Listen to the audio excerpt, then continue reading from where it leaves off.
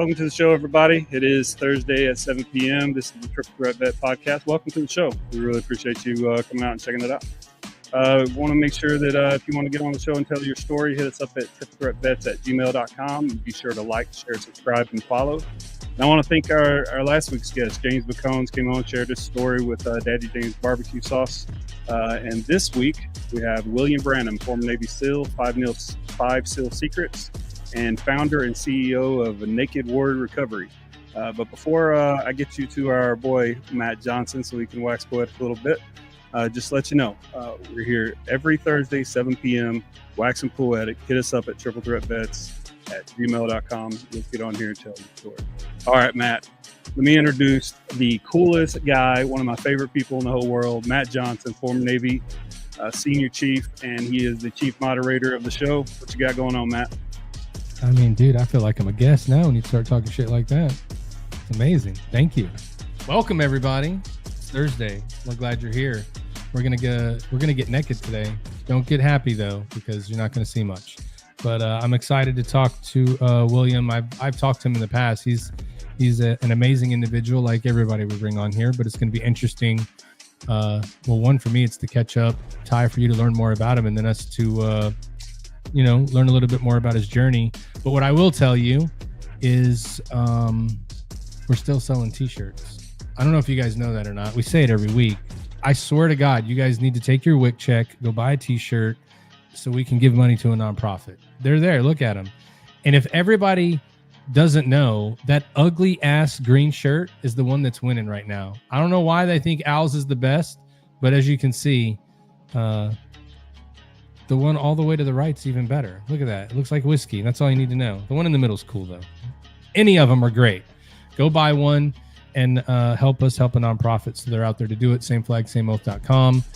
And then, by the way, so I've noticed the other day that, or not the other day, it was today. Becky, who's in San Antonio, shout out to Becky. Love you. Sierra, love you. Hope you guys are watching. I was like talking to her and she goes, "Who's coming on today?" I said, William Branum. Who is he? And I told her, former Navy SEAL, and he got out of the Navy. He owns a company. And, I was like, his motto is get naked, right? My wife was like, naked? Is it naked or naked? And I was like, what are you talking about? She goes, you say it weird. So do I say naked or naked? How do you say it? Well, I mean, I think when you say naked, it has one meaning. When you say naked, that kind of puts the connotation on it as, getting busy. So when you get naked, that's when you're getting busy. But he's talking about getting naked. I say naked, but they're like, what do you mean you're naked? I'm like, shut, dude. I say museum funny to them. I say naked funny. So much stuff. But I will tell you this. If you guys see Becky with me walking around, I want you to walk up to her and go, when you go to a place that is all you can eat, what do you call that? Right? She's going to tell you it's a buffet. I didn't know they spelled buffet, B-O-O-F. You know what I mean? So I was like, is it Jimmy Buffett or Jimmy Buffet? So I only have one word that I can go back at her on, but she's got all kinds of words that apparently I say crazy. But anyway, it is what it is. You got that New Orleans way of saying stuff, real relaxed. They're just way cooler. It's like having a Boston accent or having a deep cut Italian New York accent. Dude, you can't get away from those, man. They're amazing. Forget about it over here. Oh, dude, that's too great. Like, if that's one wish, just give me a Boston accent. I'd be happy. Let's go. I'm ready. So without further ado, I think. Well, hold on. Before the further ado, let's make sure we talk to our buddy Al Hero. Hey, Al, hope you feel better, buddy. Yeah. If you're throwing up, tie that shit off and hop on the show real quick. Dang, CIA Bob, man, that's a little harsh, dude. Fuck Boston turd buckets. What's a Boston turd bucket, and how do you know so much about that? Yeah, exactly. Yeah, good question. But yeah, Al's under the weather. We're gonna hold the fort down for him again. So everybody out there, reach out to Al on his social media. Tell him you love him. Tell him it's so great that we still know that you're a part of the show. But get your fucking ass over here next week and stop playing around. That's what I would tell him. But that's just me. Mm-hmm. Yeah, I know that you've had William on your podcast before, on the Anchor Up podcast. But yeah. I mean, in doing the research for the show, you see the Naked Warrior founder and CEO, who's a sniper instructor, Navy SEAL, 5 SEAL Secrets, which and Get Naked. The coach is about leadership and resilience, personal struggles and mindset. That's what I want to talk about today. Anytime you get a Navy SEAL on here, we know that they're the sharpest tools in the military shed for the American people. And so we've heard that story a million times, and I'm sure we'll wax poetic a little bit about that. But what I really want to get into is the mindset for the recovery and the transition out of the Army that the elite people use. I think that's the good stuff we want to hear. We want to hear some war stories too, but just prepping you, William. But we want to hear some war stories too. What I'm really interested in is the mindset of being able to handle all of that and then still have to deal with regular problems and how you get through that. So that's dude. It's going to be fun. It's going to be dope. I love it. I always like talking to people that have that kind of drive and perspective to them, and the first time I talked to William, really, had this crazy cool idea of doing a podcast that was about entrepreneurship, and I would reach out and I connected with him through just finding people that were on a site that, everybody was trying to get their story out there. And it was just interesting to talk to him. And I remember the story, and I'm not going to spoil it because I want him to tell it, it's his story. He tells it way better than me anyway. But it's interesting to see mindset never shift when you go from one to the next and you put the same mindset into it. But it's also interesting to see that no matter who you are and where you come from, there's also a fear of starting something brand new and doing something different and going through. And I think that's the uncommon thing, not the uncommon, but the very common thing that we find with a lot of veterans is no matter who you are and what you did, there's always like, oh my God, what am I going to do now? I'm not doing this. I'm not doing that. So it's going to be cool. Like you said, how to go through mindset and how do you get through it? And what are the kind of things that you look to do to push forward from that? So. Yeah, absolutely. Go ahead. Did you want to introduce him or? You can. You did research this time. Well, yeah, I want to say former Navy SEAL, Naked Warrior CEO and founder, author of the 5 SEAL Secrets and Get Naked, which coaches on leadership and resilience. He's got great stories. We're going to bring him on the show now. William Branum. I feel like I should have wore blue instead of whatever color I'm wearing right now. Well, I mean, your motto's Get Naked, so you're as close to naked right now as you can get. I could go a little closer to that. But I heard you guys talking earlier about naked, and naked. And so I'm from Mississippi, so I used to say naked a lot. And I think I got it from, it was some comedian, Southern comedian, maybe it was Jerry Clower or someone like that. And he spelled naked, N-E-K-K by God I-D, naked. So I think that is the difference is in the spelling. N-E-K-K by God I-D, naked. That's naked. How I say it. I think it's appropriate. Just saying. I believe it's appropriate as well. Yeah. It feels weird to go, you guys want to talk about being naked? Like, what the hell are we talking about? Nay, what is that? Is that what a horse does before they get it on? You know what I mean? Naked. Let's go. I don't know. It's a little weird. But I do want to welcome you. William, thank you for coming on. Yeah, thanks for having me. It's a pleasure to see you again. It's been a while since we talked the last time, so I'm sure there's so much different that's going on. But as we do this, we're going into, what is this, year 3 now, Ty? Going into year 3. That's right. We're in year 3 of this podcast now. That's so awesome. Going through it, we constantly look through, and as we looked through of like, who could we bring on, who would we want to talk to? I wish I would have remembered it so much earlier, but it just, I was going through and I saw on YouTube, my old podcast. And I was like, oh my God, I can't believe we haven't reached out to William because again, mindset, how you get through it. What do you do? What's the journey? Those are the things we like to talk about on here. And I really remember our last conversation. It's going to be great eye-opening for people that listen to us to see what that mindset looks like. So I'm excited to rehash some stuff and then learn a lot of new stuff as well. Yeah, awesome. I mean, I've learned a bunch of stuff since our podcast. So yeah.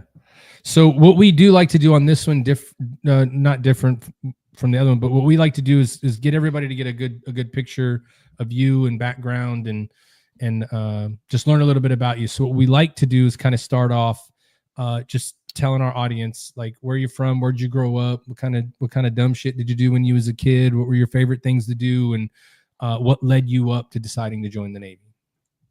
Yeah. So was this my turn since I'm on the big screen there? Yes, sir. So I grew up in outside of a little town called Meridian, Mississippi. I was not born. I was born in Missouri, but my dad was in the Navy.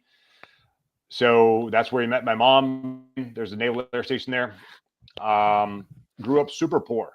Super poor. I had a kind of mediocre mindset, but I was heavily involved in the Boy Scouts.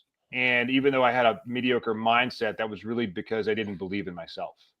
But I also didn't think there was anything that could stop me. I just had no natural talents. And I watched all these other people around me, all these other kids that were smarter than me, faster than me, stronger than me. Everyone seemed to be richer than me because everyone was richer than me, it seemed like, except for, a handful of like really poor kids that had, wore all the hand-me-downs and didn't bathe and things like that. That I was maybe richer than them. But, being a little bit judgmental here, but, I didn't see myself as a significant person in, I thought everyone looked down on me. But I still, wanted to live my life and do like great things. And so I was, like I said, I was heavily involved in the Boy Scouts. I became an Eagle Scout. I hunted as a kid. I actually got shot while hunting as a kid. My great uncle shot me. We can maybe talk about that later if you want. But it did,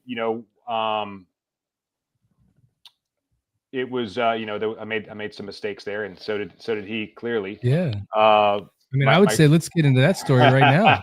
Why skip that? Let's go right now. It was my great uncle shot me, and so we were turkey hunting, and I was 15 years old. My grandfather picked me up from school, and he told me, he wasn't going to go hunting. I don't know why, but he said I'm going to drop you off with Uncle Grover and his son Albert, because we're from Mississippi and those are their names.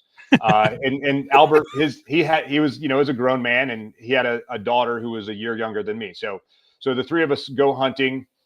And where we went hunting, there's like an old logging road that goes down, and then it splits, and there's a big holler in between. I'm going to maybe bring out some of my Southern accent that I don't use anymore. And so Uncle Grover and Albert went down the right side. I went down the left side because I lost my turkey call that previous Tuesday, or I'm sorry, that Saturday. This was on a Tuesday because I had Boy Scouts that night. And so I went and found my turkey call after like beating the bush for about an hour. And so I decided, well, I've made too much of a ruckus over here. I'm going to go down the other side and set up somewhere.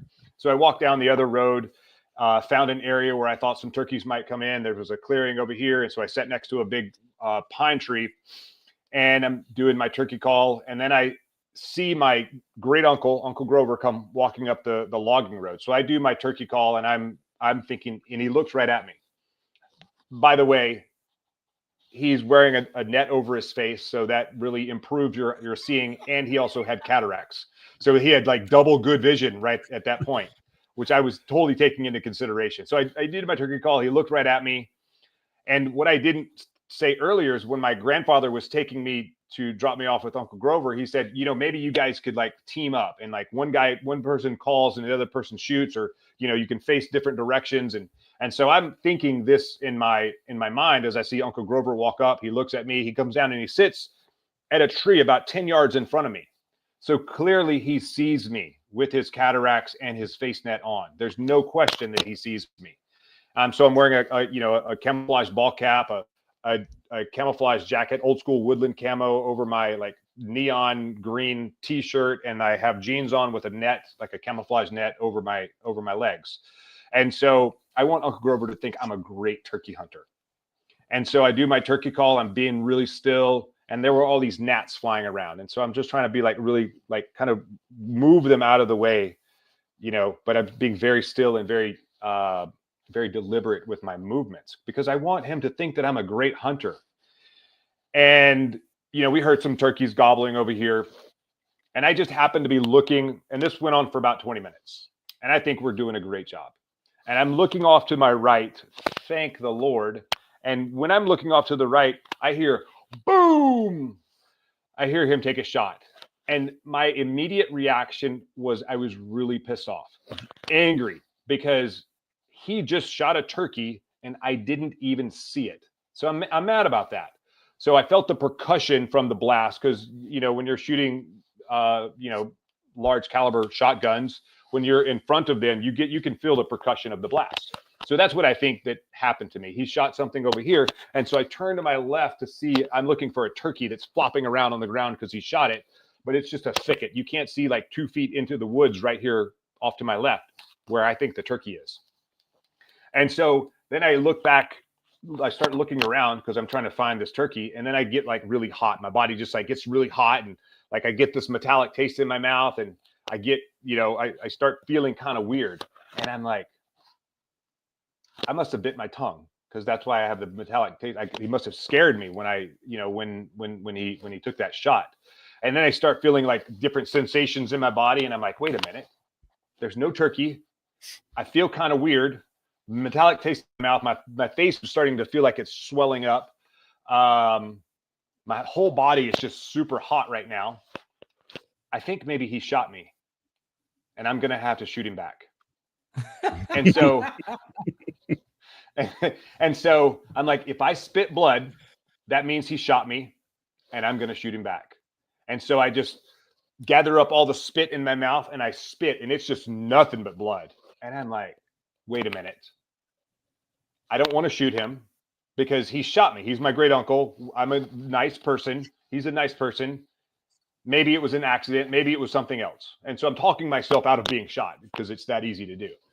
And so I still I'm getting more symptoms and more things going on with my body. I'm like, I think maybe I have some broken ribs. My arm's not really like feeling like I have more metallic taste. My face still feels like it's as big as a basketball. And I say, you know what? If I spit blood again, that means he shot me and I'm definitely going to shoot him back. And so I gather up all the spit in my mouth and I spit and it's nothing but blood. And now all I see is red. And I actually tried to shoot him back. And I just started swearing. I was like, you son of a mother, you shot me. God, and I'm going to kill you. And I said all of these words, without bleeping. And I tried to pick my gun up, but the blast came and hit my left arm and kind of that whole side of my body. And so I couldn't actually pick up the gun to shoot him. Thank the Lord, because that probably would have ended a little bit differently. And he's like, gets up and he runs over. He's like, what happened? What happened? What are you doing here? I said, you shot me, you motherfucker. I'm going to fucking kill you.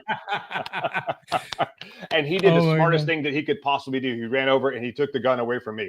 He's like, what happened? I'm like, you shot me, dude. Wow, and so, dude. So he had to run back down into the woods, find Albert, while I walked a mile back out of the woods to hop in the car to go to the hospital. We got to the hospital where my grandmother worked since she was 16 years old. By the way, she didn't like Uncle Grover at all. And she came up to me and she was like, do you want me to shoot Uncle Grover for you? And I was like, no, ma'am, it's fine. I got it. We're good. We're covered. I had such a great turkey call. He thought I was the turkey. I did it. Yeah, exactly. Yeah. And so later on, we found out, oh yeah, he had cataracts and all this other stuff. So, and That I had to is fill out a so police crazy. report in the ER. I'm like, I'm busy right now, bleeding and stuff. So, anyway, they had to document it, dude. It's Mississippi. They don't get that much fun action like ever, especially in Meridian. I remember I was recruiting in Mississippi, and we would do our like recruiting production meetings in Meridian because it's the cheapest gateway in the country. And it's right next to the drug enforcement officer camp that was there. And so the first time we went, I'm driving, we're going to Meridian, and I'm driving, and it's the woods. I'm like, dude, there is no way and I was like, oh shit, there's the gate. Like it comes out of nowhere. That place truly is in the middle of nowhere. I think they have the best selection of booze out of any package store I've ever seen. Because that's all you got. Like what is it, like a 45-minute drive to Meridian from the Naval Air Station? Like you're not in town. You got to go a long way. Yeah, it's crazy. At least, yeah. That's crazy though. That's right, did you ever go hunting again with? Yes, I actually did. I think the next time I went hunting was deer hunting, and so same plot of woods. And so this time I peel off, I climb up in the deer stand right near where I got shot. And then he continues to walk deeper in the woods, and I get up there and I'm like lock and load, and I just put my crosshairs on him all the way. I'm like, if he turns around, okay. And then he's coming out, after a few hours of hunting, and he's, doing our little secret whistle call so we don't, upset the deer or scare anything off. And so I'm like, where is he? Okay. And then he comes up and I'm like, okay, unload and then climb down out of the tree stand. But yeah, I went hunting with him several times afterwards. That's love right there, dude. I trust you, but not really. Yeah. Like maybe that was an accident. Yeah. So is that majority like growing up in Mississippi, hunting, doing outdoor stuff, hanging out? And so what made you, through all of that, like coming up to it, what made you make the decision to go, yeah, I think I'm going to join the Navy, especially growing up? And you said like these guys are faster, stronger, more money, doing all these things. Self-confidence was an issue. What made you get the self-confidence to go, I'm actually going to join the Navy? I swore that I would never join the Navy. My dad was in the Navy. My grandfather was in the Navy. My uncles, everyone was in the Navy. And so I swore I'm never going to join the Navy. I don't want to be on one of those big, great things that float out there in the ocean. I don't want to do any of that stuff.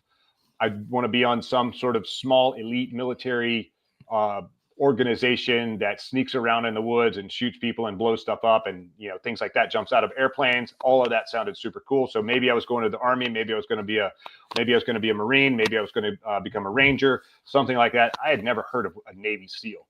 And so I went to this national jamboree, again, heavily involved in the Boy Scouts, Eagle Scout, and my tent mate, a kid that I met on this trip, he already had his whole life planned out. He said, I'm going to, after I graduate high school, I'm going to go to the Naval Academy. I'm going to fly F-14 Tomcats like the movie Top Gun, and I'm going to become a Navy SEAL. I'm like, that's awesome. I want to do that too. What's a Navy SEAL? So he explained to me what that was. It was the water component because I loved the swimming and, being in the water and things like that. Used to. And so I was like, yeah, that's exactly what I'm going to do. So I left, that national jamboree. I went home. About a week later, the Navy recruiter called me and said, hey, man, have you ever thought about joining the Navy? And I was like, yeah, I want to go to the Naval Academy. I want to fly F-14 Tomcats and I want to become a Navy SEAL. He's like, awesome. Why don't you come on down here to the recruiting station? Let's have a conversation and talk about it. So I show up. He, the recruiter shows me like the cheesiest Navy SEAL recruiting movie on the planet. And I thought it was the coolest thing I'd ever seen. And I was like, where do I sign? Hell, let's go. And so was that the Metallica video? Gosh, I don't remember. I remember when I went to boot camp, like you would go in during like swim phase. And this is back before, it was like you could join as an SO, like you had to have a source rating. Yeah. So they would recruit a lot in boot camp.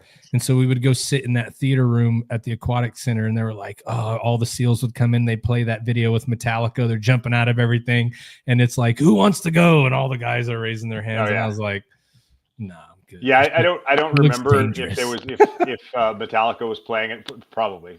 Yeah. But it was like I think they jumped out of a helicopter, took a Zodiac in, maybe they swam some.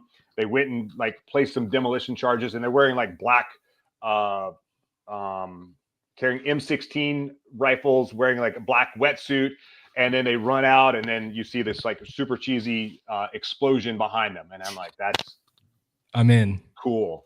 I want that. Nice. And so, I joined the Navy to go do that. And forgot all about F-14s. I still wanted to do that. I still wanted to go to the Naval Academy. I still wanted to, but it didn't pan out for me. So yeah. And I couldn't because my hearing, even when I joined the Navy, was not good. And it's even worse after being in the Navy. So did you have to get a waiver when you joined for your hearing? It wasn't that bad. It wasn't so bad that I couldn't join or I couldn't become a SEAL. But it wasn't pilot worthy because it wasn't pilot worthy. Yeah, one flight in that thing, you're like, what? Yeah, exactly. Yeah. So what year did you go to boot camp? 1992. 92. And then where did you go? Great Lakes. Oh, thank goodness. You're still cool. Like if you would have said Orlando, I'd have been like jealous. That was my first set of order. I was supposed to go to Orlando, but when I signed up in the delayed entry program, I was going to be an electronics technician because my dad wanted me to do electronics. He's like, that's the future, all this other stuff. I'm like, okay, I'll be an electronic guy and, become a SEAL. Yeah. And because boot camp started before I was graduating high school, we had to change my source rating and the time that I was leaving. So the next thing that had to do with electronics was becoming a gunner's mate, which one might think has to do with guns, but it doesn't. It's like, it's pneumatics, electronics, and hydraulics. Yeah. And so that's what I went and went to school for. And then I made a tactical error when I went to school. When I went to Gunner's Mate A school, is I didn't go take the SEAL screening test right away. Actually, I failed it in boot camp, to tell the truth. I failed the push-ups. I think I was only able to like knock out like 32 push-ups, and the minimum requirement was 52. And my problem with that was I was looking at the minimum standard. I wasn't looking at crushing the standard. So, yeah. And that's probably what a lot of guys' problems are in anything that they do, whether it's in the military or anything else that they do in life. They're looking at the minimum standard. They're not looking at destroying the standard. And so that was my my mediocre mindset stepping in and leading me to where I didn't want to go. And so I ended up so I was ranked high enough in A school to be able to pick a C school. So I went to Virginia Beach for 4 months to become a VLS technician, vertical launching system, a launching system for Tomahawk missiles. And, I'm halfway through that school, because I'm thinking I'm going to go to this school for 4 more months, and then I'm going to go to BUD/S because I'll be able to get in better shape and all this other stuff. And so I told him about halfway through, C school, hey, I want to go screen for BUD/S. And another guy in the class was the same way. And so the instructors were like, okay, well, let's go. We're going to go find out what we need to find out for you. And they came back and said, yeah, you're not going. You can't screen because you took these orders. You have 24 months of obligated service to a ship in Yokosuka, Japan. And I was like, well, what if I fell out of the school? They said, you're still going to that ship in Yokosuka, Japan. I'm like, okay, fine. I'm not a quitter. I'll keep stay here, do my time, go to the ship, do my time, and then I'm going to BUD/S. You're not going to stop me. So I went to Japan for 2 years. And then at that 9 month before you depart window, before you transfer, you call your detailer and say, hey, I want to go here or there or whatever, and start negotiating for orders. And I called my detailer and I said, hey, I want to go to BUD/S. I'm putting a package in. I'm just giving you the courtesy, letting you know. I thought I was doing a good thing. I thought I was doing the right thing. And he replied, he said, yeah, that's great, but you're never going to become a SEAL because I'm not going to let you go because you being the VLS tech is more critical than you becoming a Navy SEAL. And I was like, well, that's funny. I was like, what, really? Because the re-enlistment bonus for a VLS tech is like $6,000. And at the time, to be a SEAL, the re-enlistment bonus was $20,000. I'm like, that math doesn't work for me. Yeah. That math doesn't math, Master Chief. Yep. And he's like, sorry. He's like, I said, well, if you don't let me go, I'm going to get out of the Navy. He's like, well, then get out. So he called my bluff. And so I, finally went and passed the screening test. I got letters of recommendation. Everyone was like in favor of me going to BUD/S except my detailer. I even called the SEAL detailers. I'm like, hey man, can you what's the status with my package? And they said, well, your detailer has to release you or we can't do anything. Yeah. And so one day we get the word that the CNO, Chief of Naval Operations, is coming to our ship in Yokosuka, Japan. And he didn't go to any other ship. He only came to our ship. And he had CNO's call. He's like, hey, this is my vision of the Navy. This is my vision of the Pacific, blah, blah, blah, whatever, 7th Fleet. And does anyone have any questions? And I raised my hand. I'm like, oh, pick yes. me. And so I was the second guy he called. And I said, yes, sir, I joined the Navy to become a Navy SEAL. I think I deserve a chance to go, but my detailer won't let me go. He said that I'm too critical because of my NEC. What do you think? And he turns to my commanding officer and he says, is he a good guy? And my CO says, and fortunately, I talked to my CO prior to, let him know I'm going to ask the question. And he's like, yeah, he was a sailor of the quarter this quarter. And so the CNO turned back to me. He's like, check, you'll be in the first class after your PRD. After CNO's call was over, MacPon came down, found me, took my social, and he's like, the easy part's done. I tried it. It wasn't for me. And good luck. And so 6 weeks later, I was off to, actually that night, I'm in Japan. And this was before Al Gore invented the internets. I went back. I called my detailer that night, or the SEAL detailer. Actually, I called the SEAL detailer that night, like 3 hours later. And he's like, yeah, what's your name? I said, Branum. He's like, yeah, I mailed your orders out this morning. So before the internets, they were like on it. Like I had orders instantly, pretty much. And so 6 weeks later, I'm off to California to start becoming a Navy SEAL. So I want to know, did your detailer call you or did you just take the L?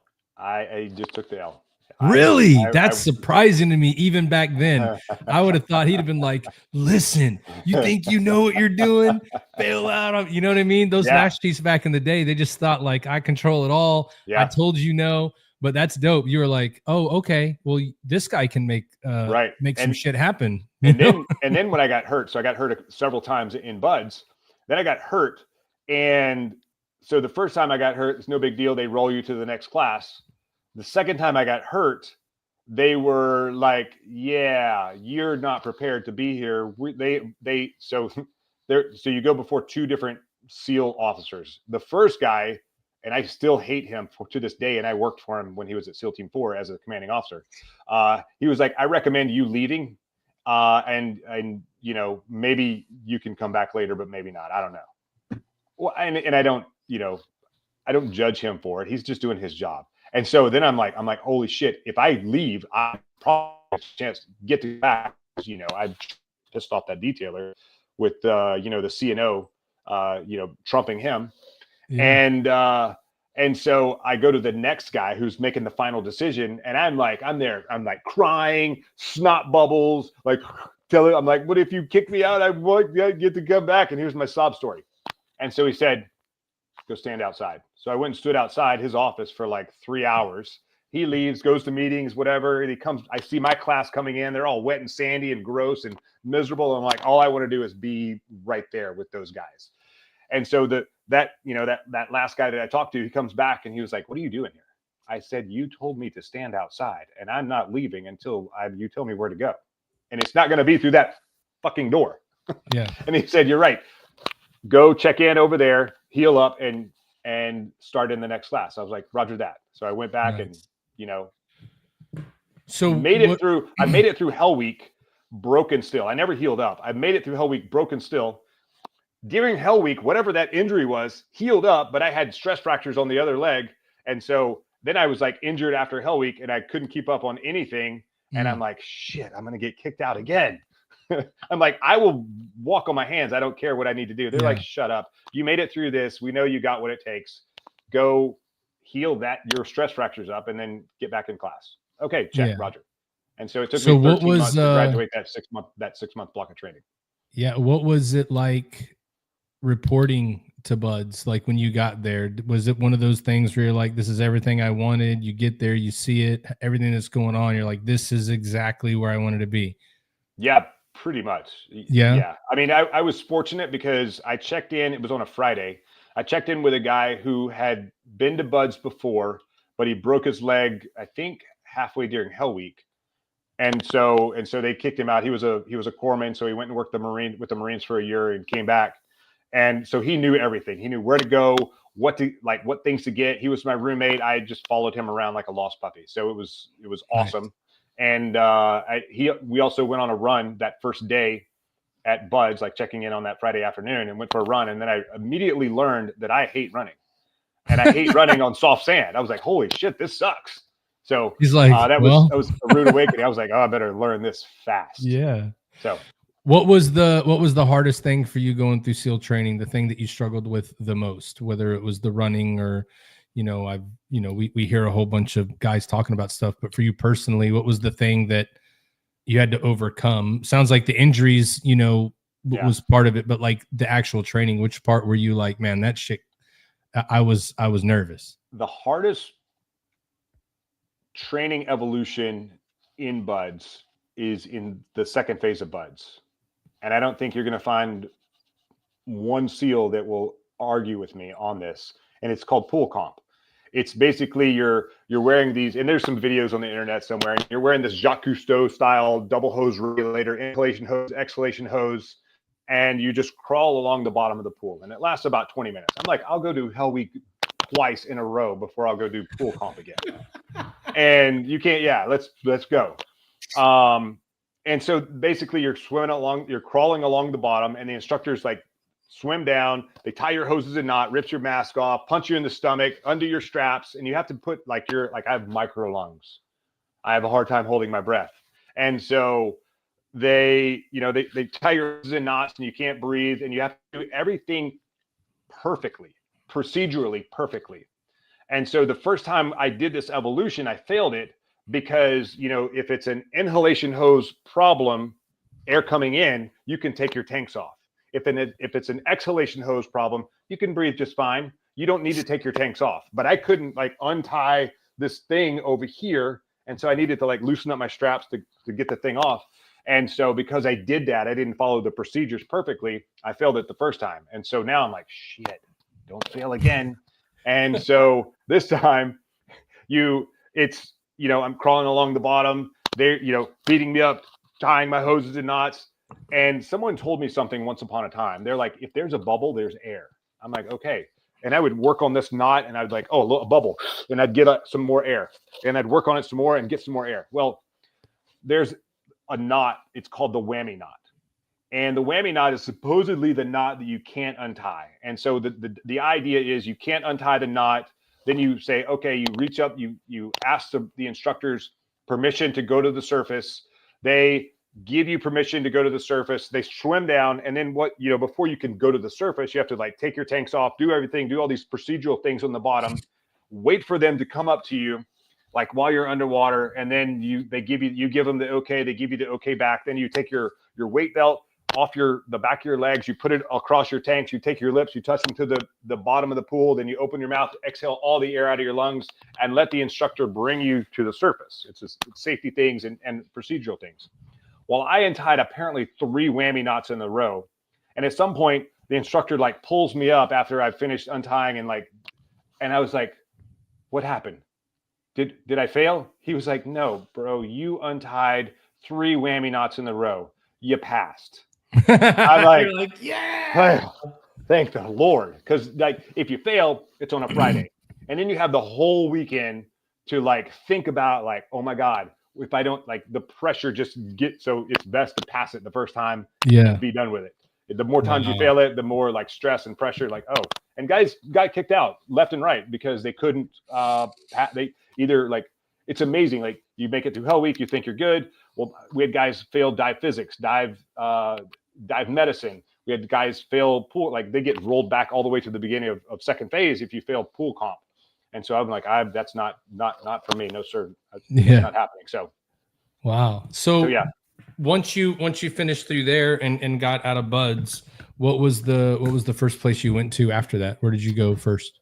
After Buds, I went to SDV school, SEAL Delivery Vehicle. It's a mini submarine that we have that we put on the back, in a garage on the back of, our nuclear powered submarines.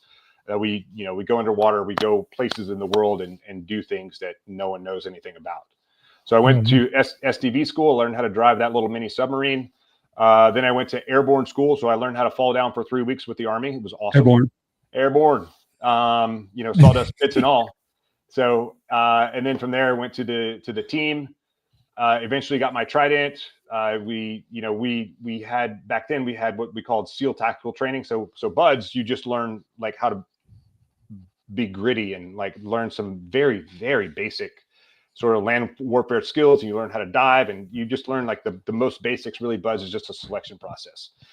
STT, SEAL Tactical Training, now it's called SEAL Qualification Training. That's where you actually learn some tactics, techniques, and procedures. You learn how to become an actual Navy SEAL. So when you show up to the team, you're not a complete idiot and a complete liability. So then went to the STT, and then I joined a platoon after that, and really started my SEAL career.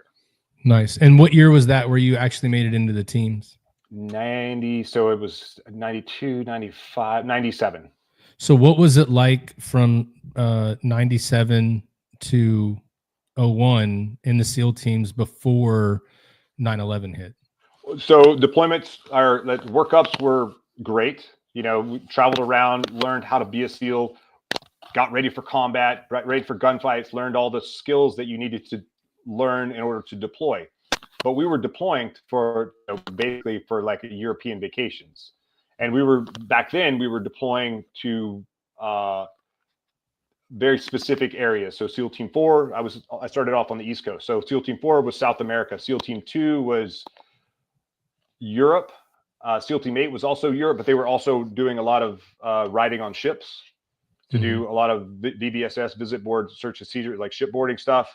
My team, I was on the SEAL Delivery Vehicle team. We deployed to Rota, Spain. And when you're deployed, you basically just went around and did a bunch of JSATs. You worked with other special forces, other countries' special forces, and you did an exchange of tactics, techniques, and procedures. And so that was, my first deployment to Spain. I went to, Spain and Italy, and actually took vacation on deployment. Took my, at the time, wife. We went to Rome and Venice and Pompeii and France and Gibraltar, and we deployed to Greece. We went all over Europe. It was fantastic. Yeah, awesome. If that's what you wanted to do. But I was like, I'm just hungry. I'm like, I didn't join the Navy. I didn't join this organization. I don't care about Europe. I want to go fight bad guys. Yeah. And then after that, I did a couple deployments, and then I went and taught sniper school. And I was actually teaching sniper school. The second class I was teaching, and I happened to be the LPO, the senior guy at sniper school, senior instructor at sniper school, because my boss was off in California when 9/11 happened. So you were actually teaching sniper school when 9/11 happened? Yeah, I was the lead instructor at sniper school, the East Coast sniper school when that happened. So that was interesting for sure. Yeah, it was super interesting because go ahead. I was going to say, what was the so just for me, I want to give people a peek inside, right? Like you just said, I didn't join this organization to go over Europe and do all these things and take these vacations. The next step in leadership, I'm gonna go teach the school, teach people how to be a sniper. And while you're in instructor duty, 9/11 goes down. What was your mindset for that? Probably a lot of guys were like, what? Because you're in a school area, right? But right. Shit's about to go down. Like, how was that for you? Like, what were you trying to do after? Did you just, was it just stay there? Were you almost done there? I only had a 1 year tour at sniper school. It was like because I was still at the team, but it was the teams provided. The sniper school wasn't like an accredited course yet, and that's actually what my boss was doing. The warrant officer who actually was in charge, who created the sniper school, who was actually in California trying to get it accredited. So here we are. We wake up at 5 a.m. We work out. We come back. We clean up, pack, eat breakfast, pack lunch, and all the crap you need for because you're just going to be out in the field till probably 6 p.m. or so. Go to the range and shoot for like 5 or 6 hours. So guys, the class had headed down to the range. They were setting things up. I jumped in one of the trucks with one of the other instructors. We're driving down. I think NPR was on, and a guy was talking about there was an airplane flew into the World Trade Center. I was like, that's kind of weird.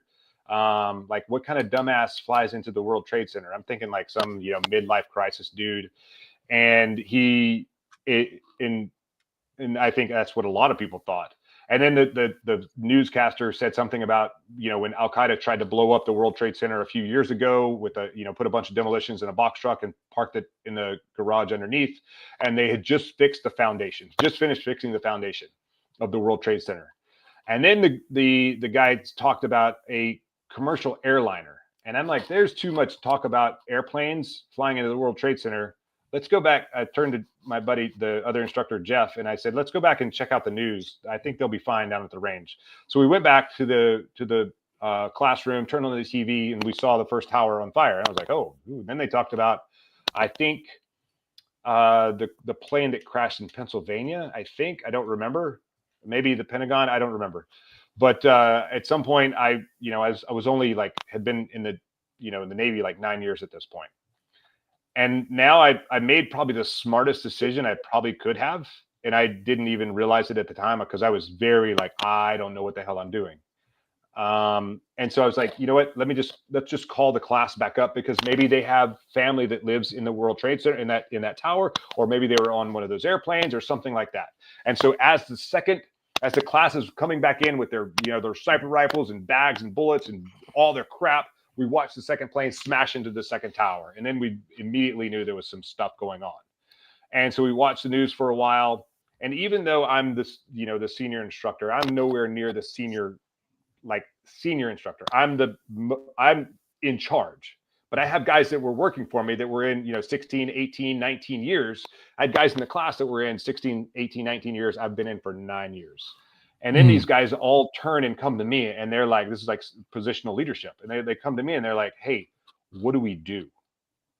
And I'm thinking to myself, what the fuck are you asking me for? Yeah, I was gonna ask you guys. Yeah, I don't know. Like I'm like, Wow. stand by. So I went in the office, shut the door, called the headquarters, called the master chief at the headquarters, and I was like, yeah, master chief. So here we are. We're up at sniper school. I'm just checking in, letting you know. Do you want us to come back to Virginia Beach? We saw the thing that happened. Do you want us to head up to New York? What do you want us to do? And he said, what I want you to do is take the rest of the day off. And tomorrow I want you to continue training because we're going to need that skill set very soon. I said, Roger that. And we went back to work. That's super insightful, right? Yeah. Like yeah. that's probably one of the most unique things I think about whenever I see, SEALs and former SEALs and all you guys talk about stuff. When moments like that happen, there's always guys that are like, yeah, that just happened, as much as we all want to go, like the foresight to be like, you got to stay there and get that right, because it's just amazing that people are like, hold on, let's keep going though, because you got to be ready, even though everybody was probably like, let's go get these guys. That's for sure. Yeah. That's super insightful. That's actually it's amazing that people do that, like they make those indecision moments, and you're like, man, he was like super right. That's cool. I mean, and if you look at it like kind of holistically, if you just like remove emotion and things like that, he was just like, he made a very unemotional call, and it was the right call. Yeah. 100% of the time. And so that kind of taught me, I'm a little bit emotional here. Like I want to go smoke some dudes. And I don't even think we'd even like been in any real combat. Like I think we were deploying to Bosnia or Kosovo back in those days. And that was the only like real combat that we were getting. And it wasn't even real combat. It was like going and doing like some special reconnaissance stuff. And maybe I know a guy or two that might've been in, gotten a gunfight with a farmer. And peacekeeping and humanitarian missions. I was in Kosovo in 9/11, and that's what we were doing. MSR patrol and humanitarian missions. Yeah, exactly. So no one really like, and I even remember like maybe my second platoon before I was, became a sniper instructor. I was talking to one of my guys and one of my new guys, and we were both snipers. And I was like, so if you had to shoot someone, could you do it? Like I was asking those questions back then. And then, when things happen and now you go into harm's way and people actually try to take your life, there's not many questions about that. Mm-hmm. You don't question that at all. That's interesting. What were people's answers when you would ask them that question? They're like, I think, yeah, probably. I mean, it depends, I guess. Yeah, that's real. I mean, if it's an order, yeah, sure.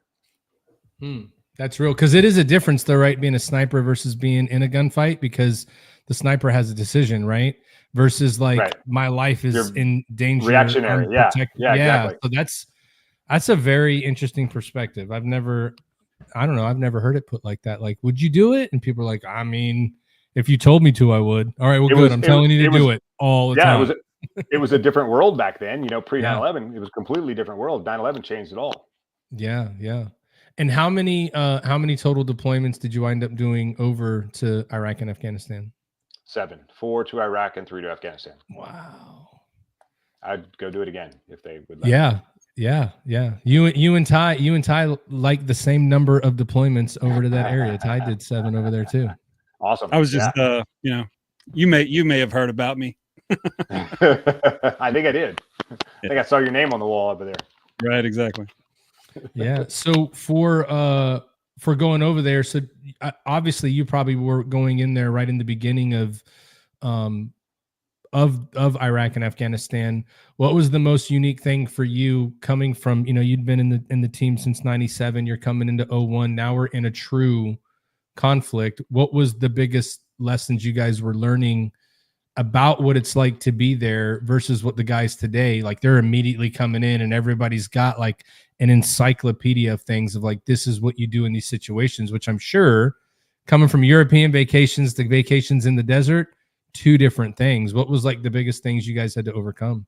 Well, the biggest thing was the way that we did the TTPs that we were using. So we were using, and we trained for decades, old Vietnam tactics for being in a gunfight. And what we eventually adopted was more of an Army style of being in a gunfight.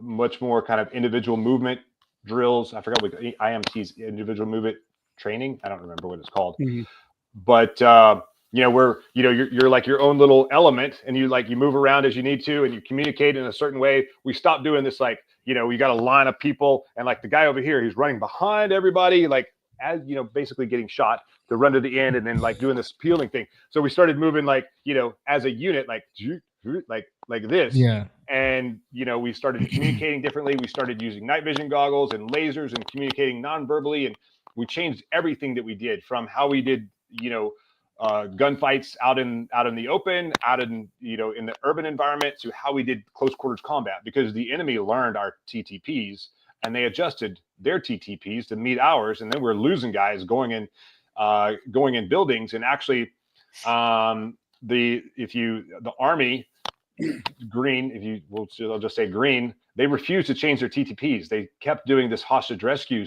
style thing, and they kept losing people because they didn't, there was some professional jealousy. They're like, we're not listening to what Blue says. Okay, well, we really strongly recommend it. And eventually they did. But, unfortunately, our ego gets in the way, and sometimes it costs lives, and that sucks, but it's reality. But at the end of the day, we all learned, and eventually like took the fight at the enemy and saved a bunch of lives in the process. Yeah. Yeah.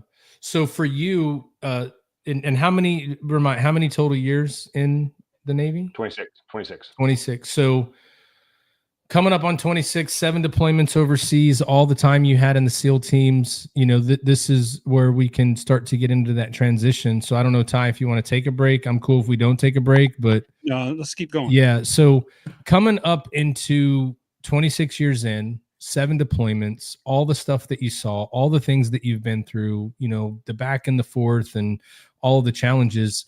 What was the transition like for you coming out? Did you know you were getting out, right? Did you prepare for it, or did you just decide, hey, I'm done, I'm retiring, and I know I'm going to be all right? Because, like a lot of guys, like, oh, they said they need all of us in the civilian world. We're going to make $200,000 a year. Like, how was it for you transitioning? It was terrible. It was probably, I'd say, I actually did a TED talk about it. I say that my transition from the military to civilian, the hardest military I've ever been on, and I'm still on that mission today. If I could still be in the military right now, I would be, because I was comfortable. It was home. It was like, I use the analogy of, it was kind of like that Avengers movie where Thanos snaps his fingers and half the world's population vanishes all at once. At one day I had a purpose, I had a mission and a team, and I had a pretty badass mission, purpose, and team. And the next day, it was all gone. I had no mission, I had no purpose and no team, and I had no idea what the hell I was going to do or where I was going to do it. I had an idea, but then I went to go execute it. I did not execute it violently as I should. And so it was kind of like mediocre, and I got a lot of pushback, and I did not expect I expected to be received in my civilian capacity in very different than what I was received. I was rejected in a lot of ways because I got out and I started a consultant business to help companies navigate the military acquisition system. Because my last 3 years in the military, I went out and found $16 million of other people's money to help create technology that didn't exist before. And so basically I had that Rolodex. I could, take companies who had some technology that maybe wasn't quite ready for prime time, and maybe it could have a military application. I would take them, I would find a military sponsor, I would find, R&D dollars to bring that technology up to, to meet an operational requirement or operational efficiency. And then, can also help transition that technology into something that the civilian world can use. And so I knew the processes, I knew how to do all those things, and that was going to be my plan. And so I would go to these companies that I would talk to while on active duty and all this other stuff. And I'm like, hey, let's make a deal and things like that. And they're like, oh, you're a consultant? Yeah, we hate consultants. We don't do consultants. Consultants are criminals, blah, blah, blah. And so because I used that title, consultant, people turned me away. I was like, so if I said I'm an advisor, you wouldn't have a problem. They're like, no, that would be cool. That'd like, whatever. I'm like, well, then call me an advisor. I'm an advisor now. And they're like, nope, you're a consultant. Feed it. Yeah, so, too late. You used the untold word. Too late. Yes, so is that what you meant by taking a lot of ass kickings? Yeah, it was terrible. Yeah. And I'm like, I did okay financially because I worked on my service disabled veteran owned small business. I sold some products to the military, not without, it actually turned out to be a waterproof backpack that I helped design while I was in, and another company run by another SEAL bid on the same contract. And I had, and they were threatening like legal action and all sorts of stuff. And so I won the contract, and then, it got, I forgot the language, but it basically got put on hold. They're like, okay, we got to review this and make sure it's okay. And it was a lot of work, and I'm fighting this other company. I'm like, bro, this is the backpack that I helped create while I was on active duty. What's your problem? They're like, you're stealing our IP and this and that, and we're going to sue all these people. I'm like, whatever, I don't care. Suck it. Like, I thought we were like, what happened to the brotherhood? Yeah, so that was you're a super successful company, and I just retired, and I'm trying to figure it out, and you're throwing roadblocks at me and shade at me. Like, what brotherhood, bro? So we're not friends. So what was is there a lot of that though when you guys get out? For so long you guys are all taught that it's like one team, one fight. You guys move as one unit. Everybody has each other's back. Do you guys is it still that way, or do you think that people still look out for each other when you get out? I think overall most people look out for one another. Yeah. Mostly. I mean, I have way more stories of support from other team guys. Actually, the honest truth is I have more support from my Marine Corps and Army brothers than I do from my Navy brothers. Wow. Which is super interesting. I have a ton of support from my Navy guys, but I have more pushback from my Navy brothers than I do from anyone else. Yeah. I think, Miz, you think that's because you guys all have the same mindset, and once you see one thing that could work, everybody thinks they can do it better? I mean, is that part of that? I think so. Or there's like, I think it's fear. Yeah. It's like, I can't, it's a scarcity mindset. And just because we did what we did doesn't mean that we're immune to fear or scarcity or anything else. Like, if I see someone who's like, we're in the same space, I know there's space for all of us. Yeah. 100%. But even there was a CV company that started before me. And I was like, I reached out to those guys and I was like, dude, I love what you guys are doing. You're doing this and that and whatever. And like, I just wanted to let you know, I'm going to start a CBD company also. I love what you're doing. They're like, awesome. Let us know if we can help. And then I went and got a sponsor, another SEAL who they were trying to get. And because they worked with him overseas, and because he was in my very first SEAL platoon, he supported me over them. We have more history. And so immediately they blocked me. They blocked me from Instagram, Facebook. They blocked me on LinkedIn. Oh my gosh. I'm like, you can block people on LinkedIn? Childish are you? Apparently, yeah. I need to go check my LinkedIn out. I think it's not a SEAL bashing, thing that I'm doing here. It's disappointing that happens. Like, we're supposed to be supporting one another. What happened to one team, one fight, all that good stuff? Sure. I mean, you see that in everywhere though, like any military guy that gets out, no matter what your background is, what your specialty was, what your rating was, everybody has their own version of what you described. Like you have a purpose today, and you have people that depend on you, and you're going out to do, God's work or what you've trained for your whole life. And then when you're done, you wake up and you immediately get up to go get dressed to go to work and go, fuck, man, I'm not going to work today.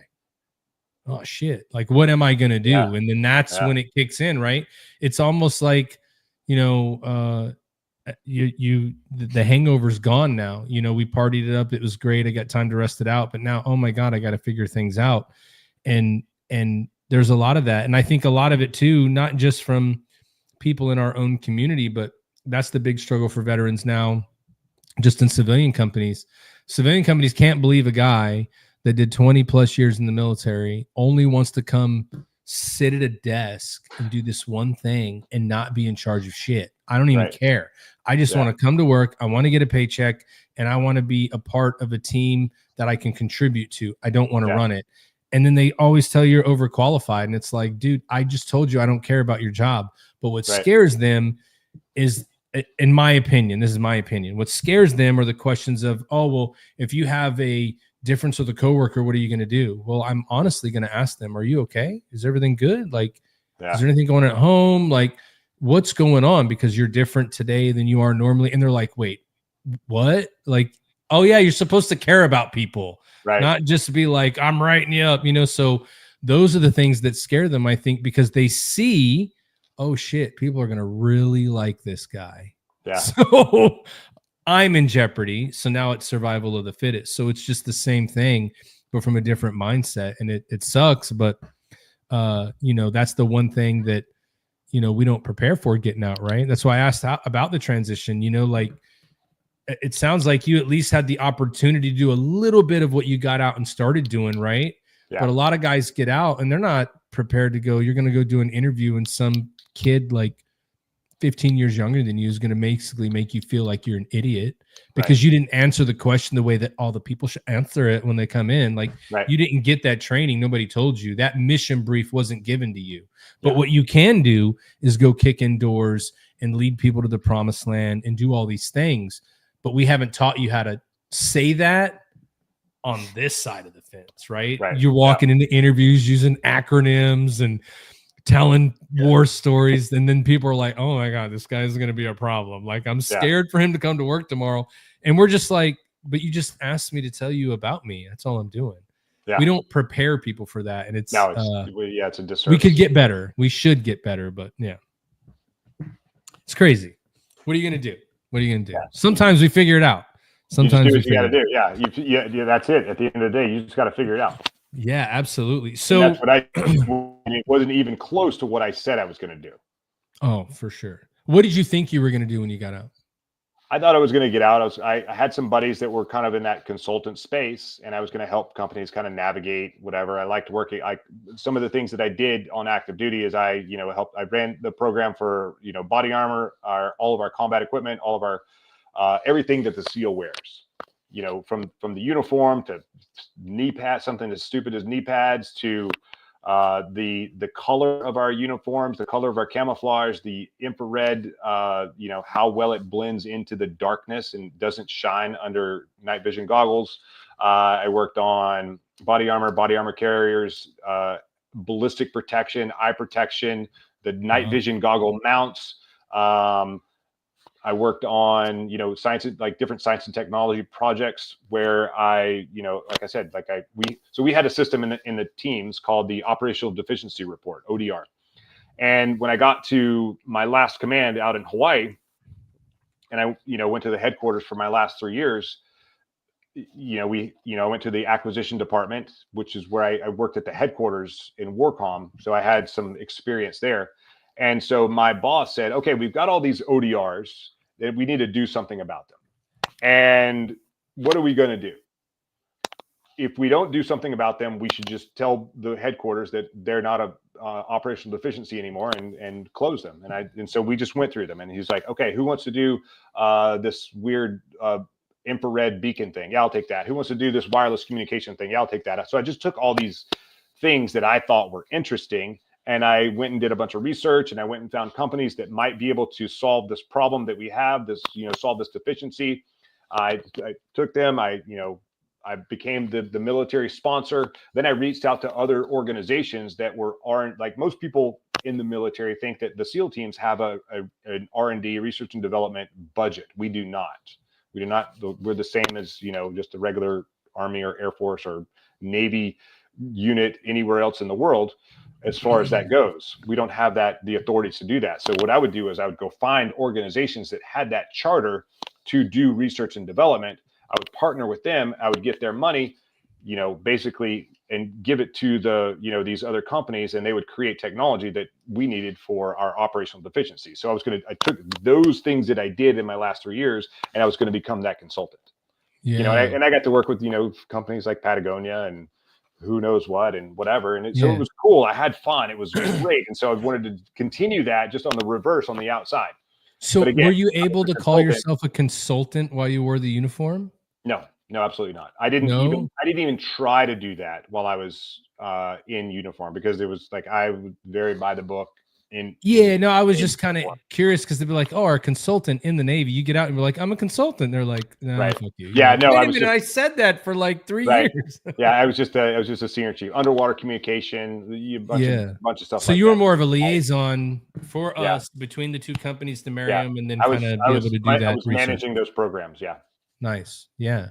So when you got out and that didn't pan out, how long before you went into the CBD? And I'm interested to hear the story again about how you got into CBD based on what your feelings about stuff like that were. I remember us talking the last time. This is something that, I would venture to say that you would have never saw yourself getting into, right? Not even close. Yeah. Exactly. Yeah. So what brought you to that route? So I heard about CBD while I was on active duty, but the thing that made me even consider it is, I was pretty much just drinking myself to sleep at night. Glasses of vodka was my medicine of choice. I had all this noise in my head and I didn't have the tools to turn it down. All I knew how to do was just like pour that, fill that glass full of ice, pour the jug of vodka, and I'd drink 2 or 3 or 4 of those glasses, not mixing with anything, just straight vodka every night. Pretty much drank myself to sleep, woke up the next morning groggy, hungover, went to work. But I was heading to work one day and I was listening to maybe I was coming home. I don't remember, but I was listening to a podcast and the guy was talking about, this was before it was federally legal. The guy was talking about CBD and all the things that it does. It helps with chronic inflammation. It, helps with anxiety. It helps with stress. It helps with sleep. It helps with all these other things, the different kind of pains in the body. And I was like, maybe I need some of that. But, I'm still on active duty. I still have a top secret clearance. I'm still doing things that, require, that level of whatever. And I'm not in a hurry to be early retired with no pension or anything else because I did something that was So I'm going to stick to the clear liquid over there that, that I can pour in my truck to run it. But then I got out. I was still all on the same roads. I was still, thinking maybe there's an opportunity for me to get some sort of government GS position or contract job or something like that while still trying to do this consulting thing, lost and like just trying to find my way. And by the way, I was living in Hawaii, which sounds awesome. And it is. But when you live on a rock in the middle of the Pacific Ocean, your network is very small and your support system is actually very small. There was a lot of pluses for the support system out there. And actually the VA out in Hawaii is superior to what it is here on the East Coast of where I live right now.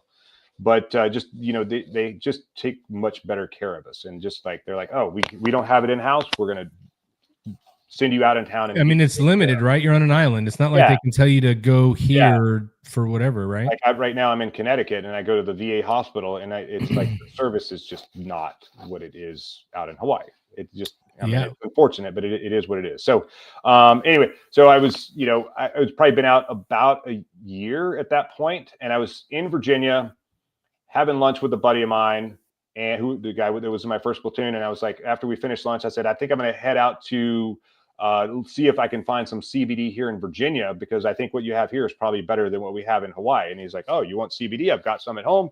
He was kind of an Instagram influencer guy, and a company sent him a bunch of stuff. And so he gave me a bottle and I tried it. And, maybe I was, I had, I slept a little better that night. Maybe I was a little less pissed off. Maybe my pain in my body didn't hurt quite as much. But I didn't really feel anything when I took it. What I felt is when I stopped taking it, when I finished that bottle of CBD, the pains that weren't quite as sharp anymore started being a little bit sharper. The sleep that I had, I woke up a little more pissed off. Like things that stopped bothering me started bothering me again. So I talk about, water boils at 212 degrees. I was probably living my life at 210 degrees. So it didn't take much for me to hit that boiling point, like to for my stress, anxiety, anger, whatever it was, to like fly off the handle. And so what I noticed over time, I went from like 210 to 205 to 200 to 190, 195. When I got out of that red zone and more in like an orange yellow zone, And so, and when I came off CBD, it went back. And so I was like, okay, maybe there's something to the CBD thing. And so I tried a different brand. I had very similar results. I'm like, okay, so maybe CBD is my path forward. I don't know. Then I met this company that was, run by another SEAL that was selling CBD. I'm like, awesome, connected with those guys. And I went to this sort of business conference thing that my buddy was speaking at. And a girl was there, and she was in the CBD. She had a CBD company, and she was putting CBD into kinesiology tape, like rock tape and all that stuff, where they tape your joints and shoulders and knees and things like that. And she was trying to figure out how to market the product, because at the time you couldn't run ads on Facebook or Instagram or anything like that for CBD because they called it an illicit product. And so I saw her get up on stage, and she, said all this stuff, and I'm like, CBD girl, CBD girl. She sat down. The Q&A ended. Everyone's going back to their room, and I track her down. I'm like, hey, you're the CBD girl, right? And she's like, yeah.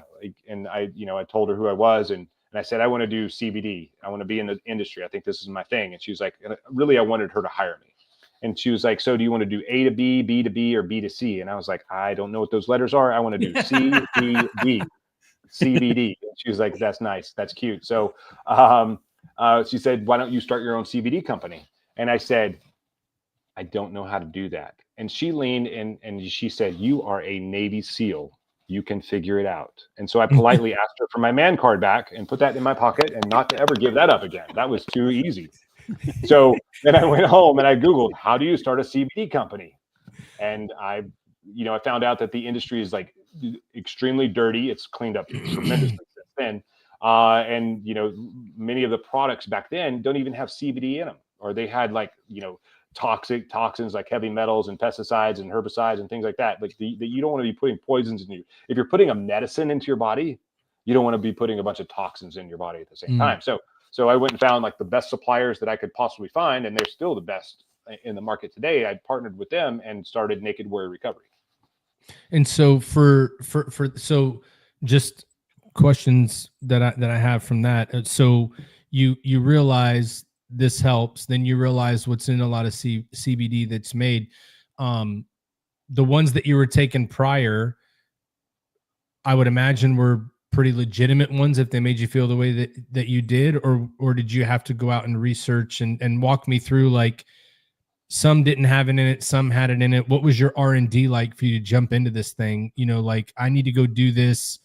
I'm sure it's like, I want to do it the right way. I want to make sure that it's helping. So what was that process to figure out? How do we make it? What do we put in it? What's right? What's not?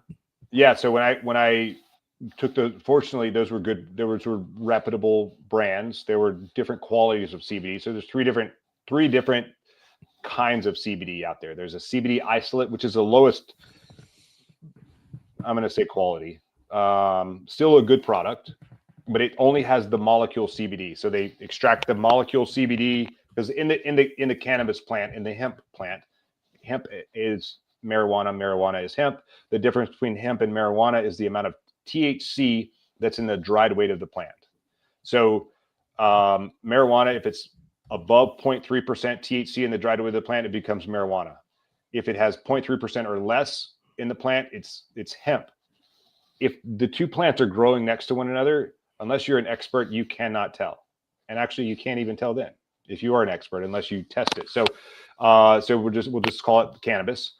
So when you extract, every cannabis plant has over 120 different minor cannabinoids like CBD, THC, CBN, CBG, things like that, and terpenes, which are basically essential oils. And essential oils have all sorts of other healing practices, properties. And so when you have a CBD isolate, you're isolating that one single molecule out of like 120 of CBD.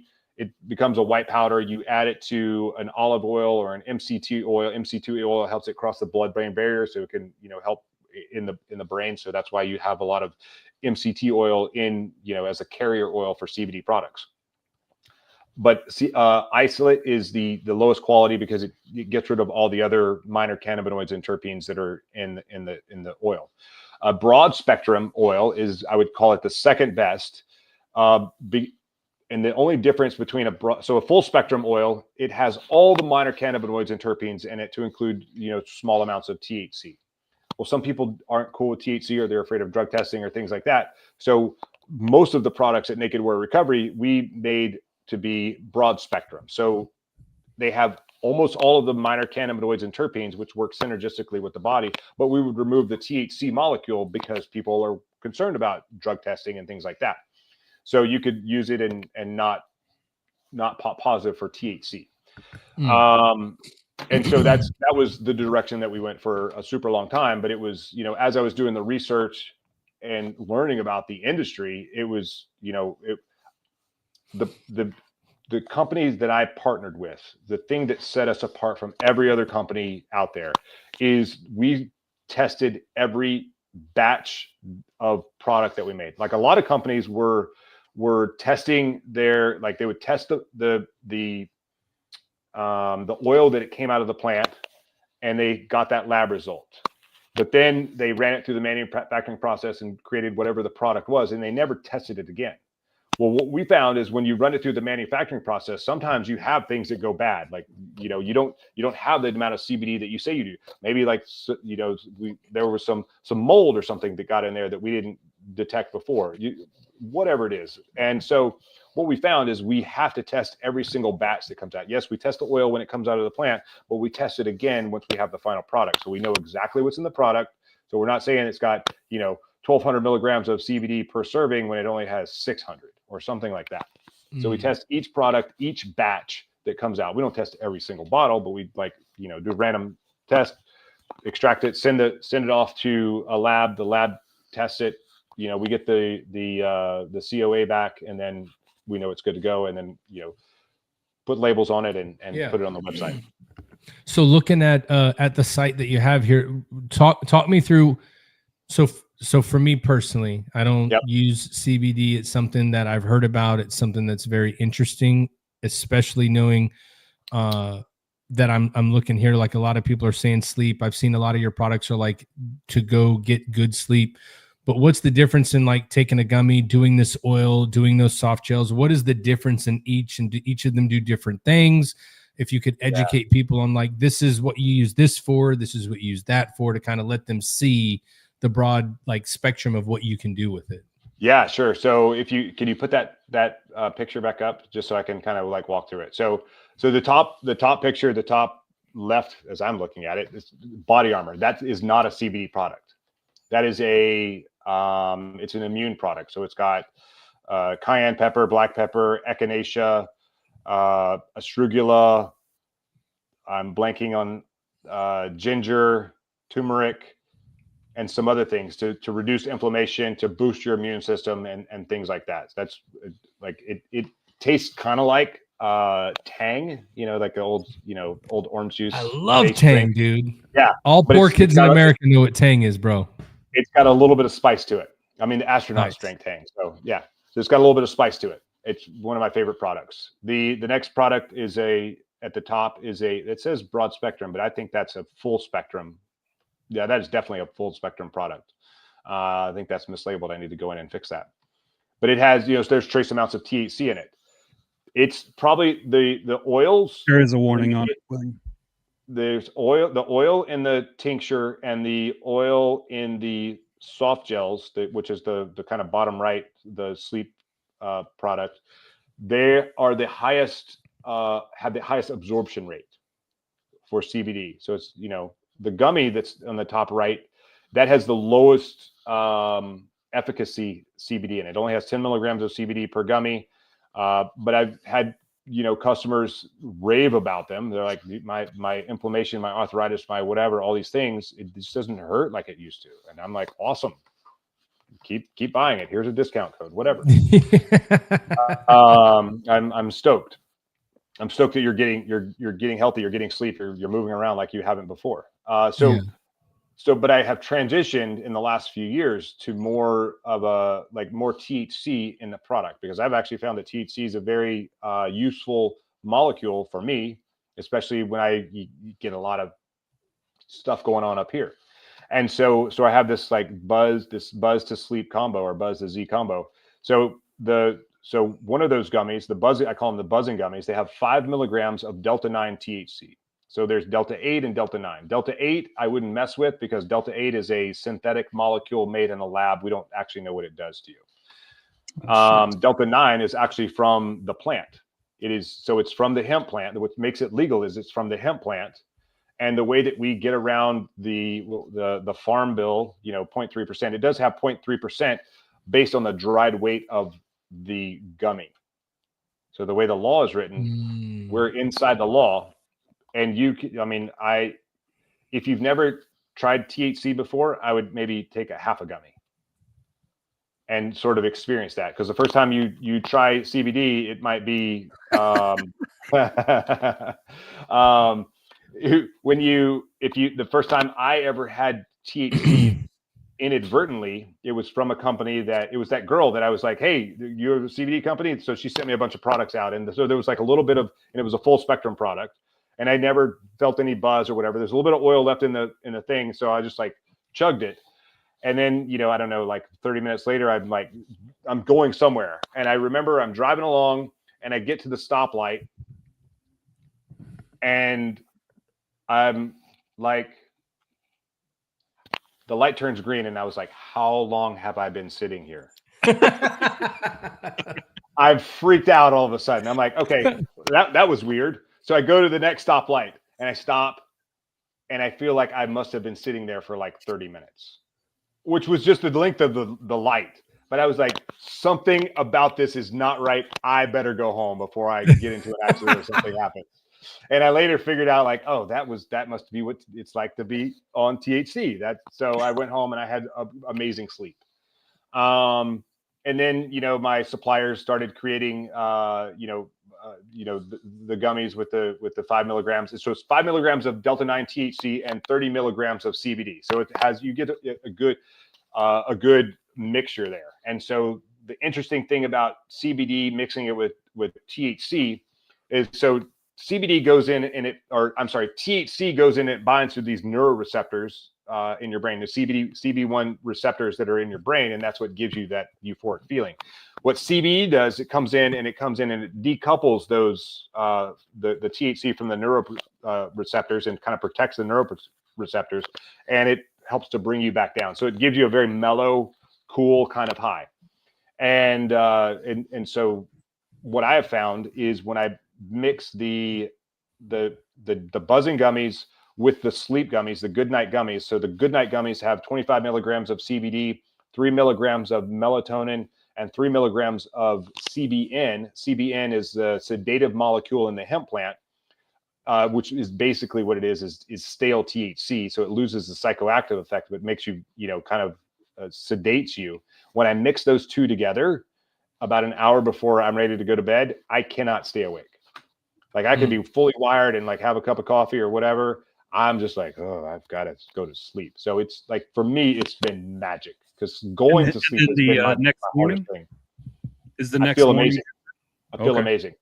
Like I didn't know how it would really work out, but I've had a buddy take the wrong gummies before. He was like, shit, I took the buzzing gummies instead of the regular gummies. And he got on a flight and he was going to a meeting, and his meeting was going to be like 6 hours. And he was like, oh, this is going to be terrible. But by the time he got where he was going and landed and, got to the meeting, he was completely sober and like feeling amazing.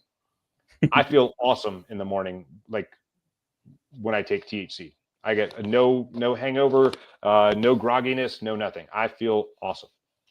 Nice. Even if it's a short, short sleep. So then for these, all the ones that you say are full, the full or the ones that have like the buzz.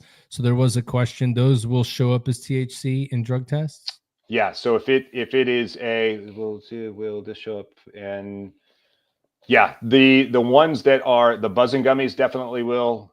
If you go back to the products, there's I think the sleep soft gels in the bottom right, those will not. There's no THC in those at all. Okay. So those also have 25 milligrams of CBD, 3 milligrams of CBN, and 3 milligrams of melatonin. And when I started taking those, so I have a problem of my brain doesn't turn off. And so I might, I would, before I got those, maybe I would get tired, but I'm like, oh, let me work on something or watch something or do something or whatever. And I would push through that tiredness and I would be wide awake again. I'd get my second wind. So when I started taking those soft gels, those sleep soft gels, I never got the second wind. And so eventually I'm like, okay, shut down and go to bed. When I combine, and I have the same effect, very similar with just the good night gummies. But when I connect the buzzing gummies and the good night gummies, like lights out. Exactly. Who cares? Yeah, Frank's like, fuck it. Let's go. All So night. so I do have a question, right? Again, I'm a rookie and a novice and a virgin to this stuff. So if you were going to take these to get a good night's sleep, what would be your recommended time frame to go? Let me take these so I know I have X amount of time, and then I'm going to be down for the count, right? Like if you want to get good sleep, like what's the time frame that it's going to kick in for you to be like, I got to go to bed right now? Or is it different by person? It's different by day. But about an hour, if you like, some days it's like 30 minutes and I'm like, oh, like I'm like nodding off. Other times it goes for about an hour. So plan an hour and then you're usually good to go there. Yeah. So Carlos, I would ask you, are you looking for something that can help you sleep, or are you looking something for inflammation? So that would be, if you could answer the question in that, then that way, I think if you're looking for sleep, it would be those soft gels, right? Because you said those are the ones that they're not going to show up. So that would be the one to take a look at for sure. Yeah. Yeah. There's no THC in there at all. Yeah. And then the top and it'll also help with inflammation as well. It helps with, CBD. And the other thing about the soft gels is we use a nano emulsion technology. It's a pharmaceutical grade nano emulsion technology. So basically just imagine like a CBD molecule is this big or like the size of a basketball. And let's just say it's like made out of crystal, and you take that basketball and you drop it and it shatters into thousands of pieces.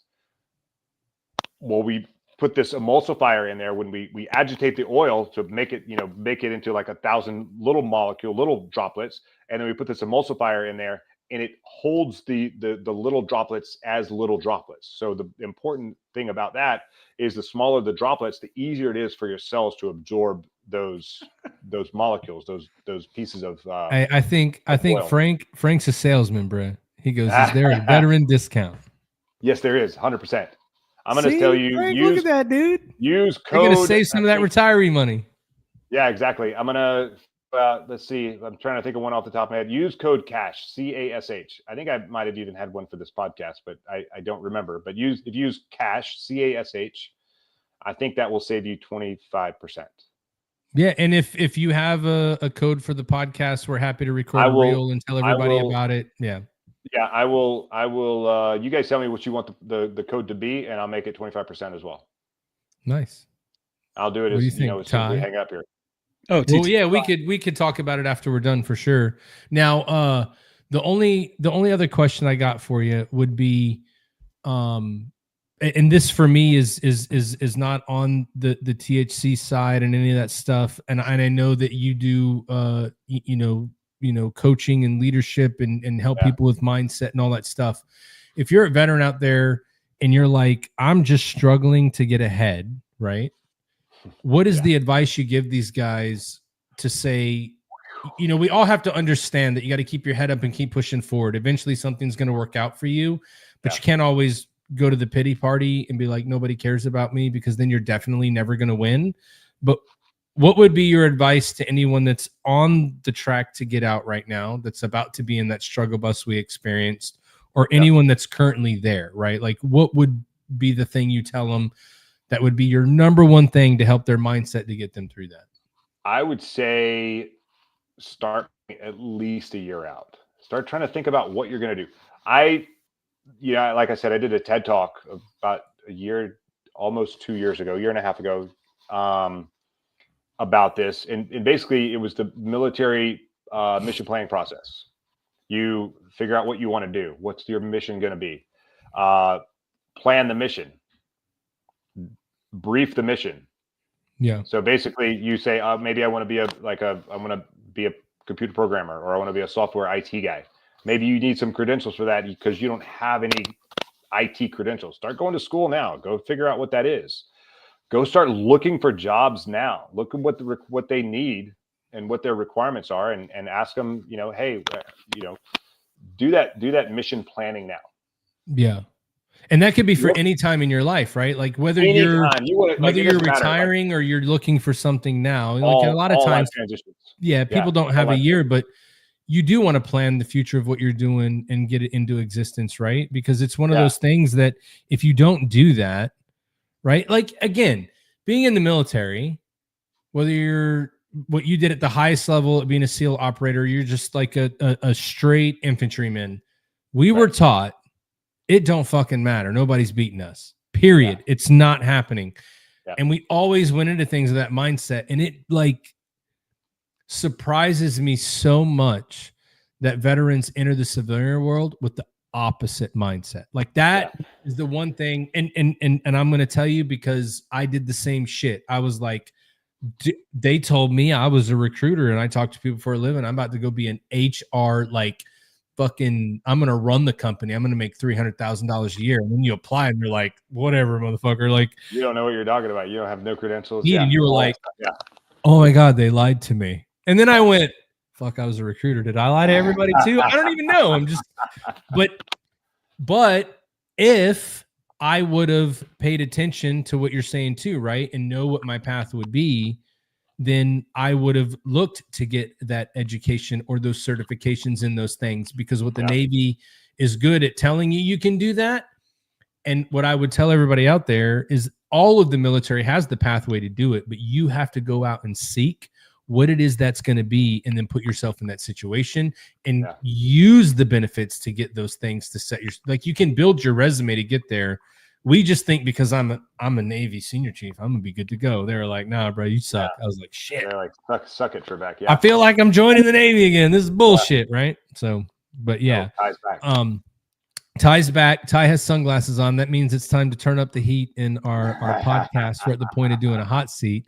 So I'm gonna bow out. I'm gonna let Ty take you through it, and then I will be back after, and we got a couple more things to get into before we get out of here. Right on. I'm a little nervous now. No reason. I need to get my sunglasses on. Yeah, put them on, man. Put them on. If they were here, I would definitely put them on. I should have told you. So this is the Triple Threat Vet Hot Seat. We like to just get to know our guests a little bit better, kind of see how their brain works. So some of the things that we've talked about already, you've talked about how difficult it is through SEAL training, buds, whatever it may be. Can you wax poetic about the most difficult time in your training, and then what you had to tell yourself to make it through that? Whether it be the swimming or whatever phase it may be, just wax poetic about your mindset to get through. You pretty much my mindset was like, do not quit, hold your breath. You will die down here, because that's the only way you're leaving this place. If it's not through the front door, it's going to be through the back door in a body bag. So that was like quitting was never an option. Never quit. Although there was occasionally, like I would say that I did some micro quits along the way. I was like, I don't feel like doing this, but you know what? Keep going. And I think we all do that. You kind of question yourself a little bit, but nope, keep going. Fuck it. For sure. What is the most unique place on earth you've ever visited? Oh man, that's a tough one. I think Afghanistan. I mean, I was not prepared for how poor and weird that place was, and dangerous and beautiful at the same time. There were places that were just like, I thought, was like, this is a fourth world country. And then other places I'm like, this is like, I'm at Tahoe, like Lake Tahoe right now, because it was just so beautiful. In other parts. Pantier Valley is beautiful. Yeah, absolutely. What drives you in life? Helping other people, helping veterans, helping business owners, helping people become the best versions of themselves. I've realized that one of my superpowers is empowering other people, helping other people become a better version of themselves, seeing a side of themselves that they didn't normally see. And I think that's because I came from, sort of this mediocre mindset. I've done a tremendous amount of growth and growing, and I'm still doing it today. And, what gives me the most is when I watch other people that I've helped just blossom and like do things that they never thought that they could do. Great answer. What is the best daily habit that you've incorporated into your life that's had the most positive success on your daily routine?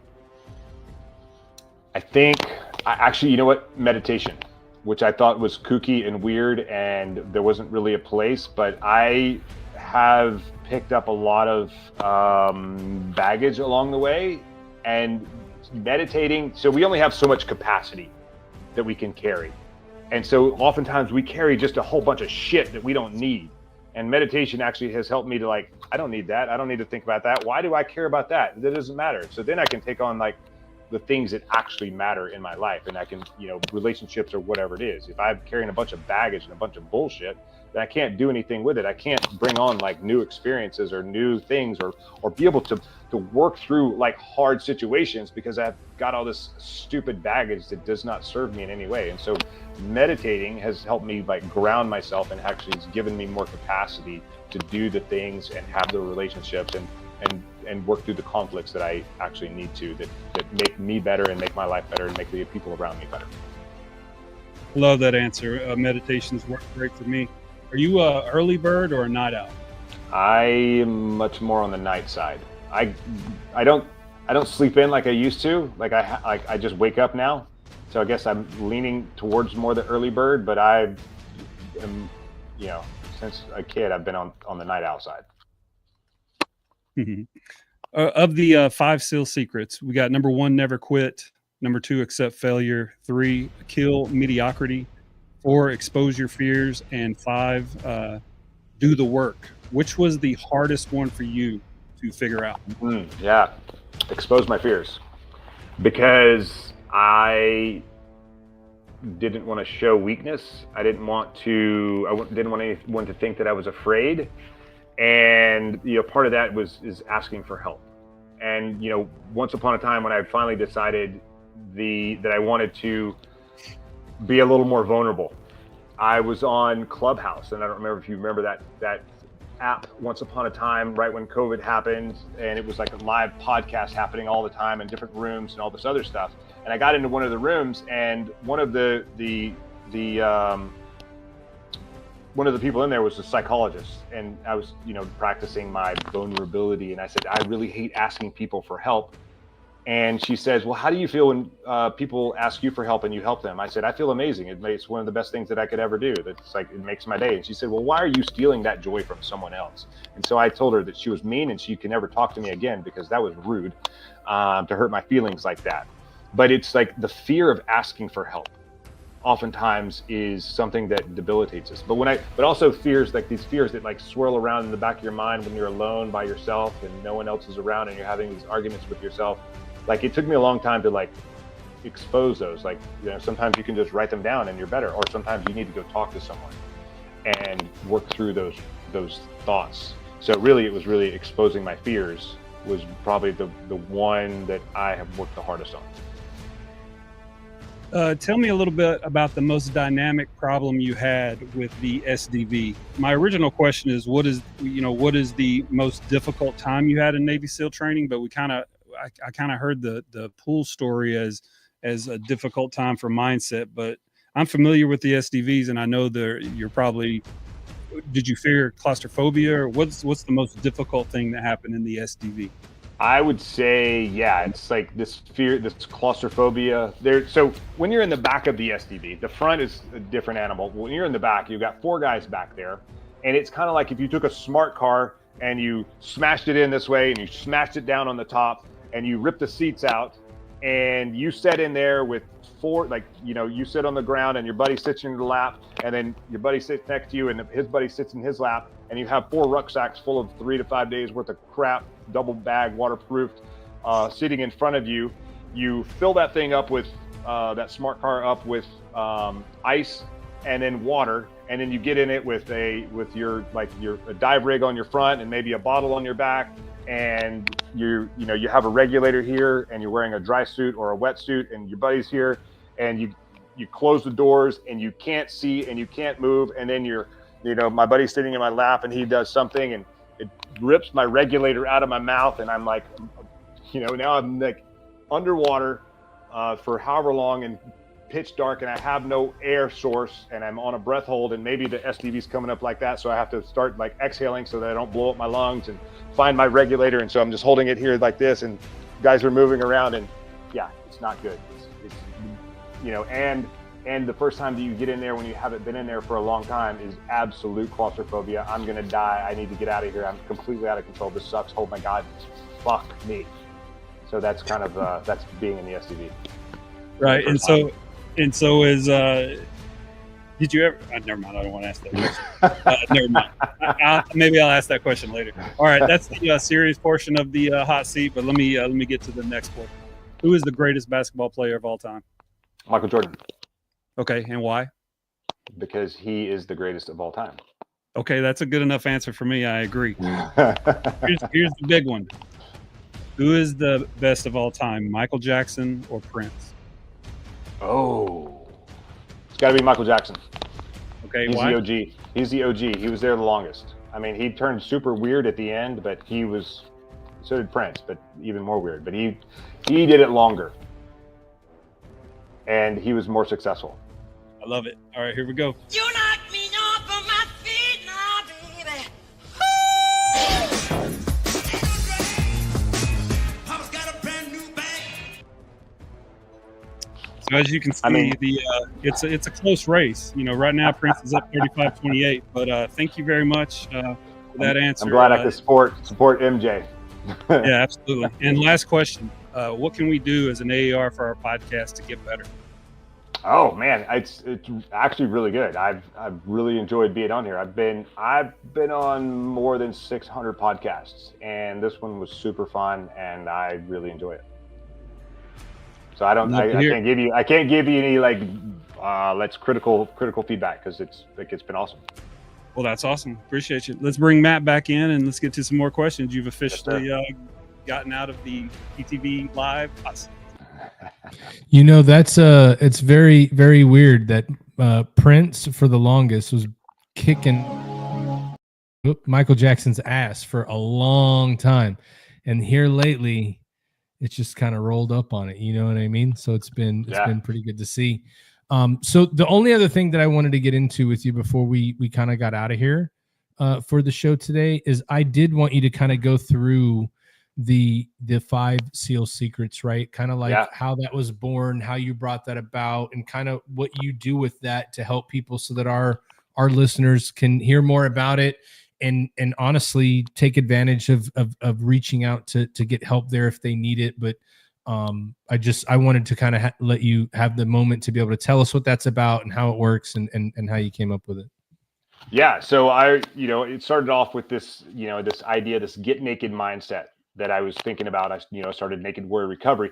Oh, I just want to throw out really quickly, and maybe we've lost a bunch of listeners at this point, but I'm actually being sued right now for using the word naked in Naked Warrior Recovery by a company called Naked Way or Naked Nutrition, because they claim that they own all products in the supplement space with the word naked. So I'm currently in that lawsuit right now, and we'll see how it all pans out. But I just wanted to throw that out there, just because I can, because you gave me the stage. But anyway, I was working on this get naked mindset, and my light just died, so I got dark all of a sudden. But and it really was about taking this ego off, taking this armor off that we were hiding behind, so we can find the healing that we actually need. And that's really what Get Naked was about in the beginning. And then I was in because I was, selling CBD, and I couldn't, I didn't know how to market. I didn't know how to do any of these other things. Some of my business coaches were like, well, actually one of my business coaches was like, so everyone in this group needs to create a signature presentation. So what the hell is that? It's like a TED Talk. It's like a short elevator pitch. It's a speech about something that you're an expert in, that you can, deliver in 15 minutes or in an hour and a half. And so I had a buddy who created a speech using an acronym. So I was like, oh, I'm already using this Get Naked as a tagline. So why don't I use Get Naked as my signature presentation, and like create that 5, it was going to be 8 secrets to help you think like a Navy SEAL or something like that. And 8 was too many letters for me to turn into a 10-minute or 15-minute speech. So I just made naked the acronym. So N is for never quit. And I don't mean never quit smoking or drinking or things like that. I mean never quit on yourself. Or if you have like some big audacious goal, like becoming a Navy SEAL or getting a degree or starting a business or whatever it is, or being in a relationship, if it was worth starting, it's worth finishing. So sometimes it's like, I don't even know how I'm going to get to the end of this thing. what you do is you take that hard thing and you chop it up into little bitty pieces and you attack one of those pieces a day. Some days you can attack 10, but you have to do at least one thing every single day. And as long as you're doing one thing, you're never quitting. And so you take that all the way to the end to whatever it is. So that's what never quit really stands for. The N is accept failure. Failure has been the biggest teacher of my life. If I haven't failed at it, then I haven't done enough in it. So I don't learn well if I do it right. So I have to fail. And also failure shows that I'm pushing my limits. Where are my edges?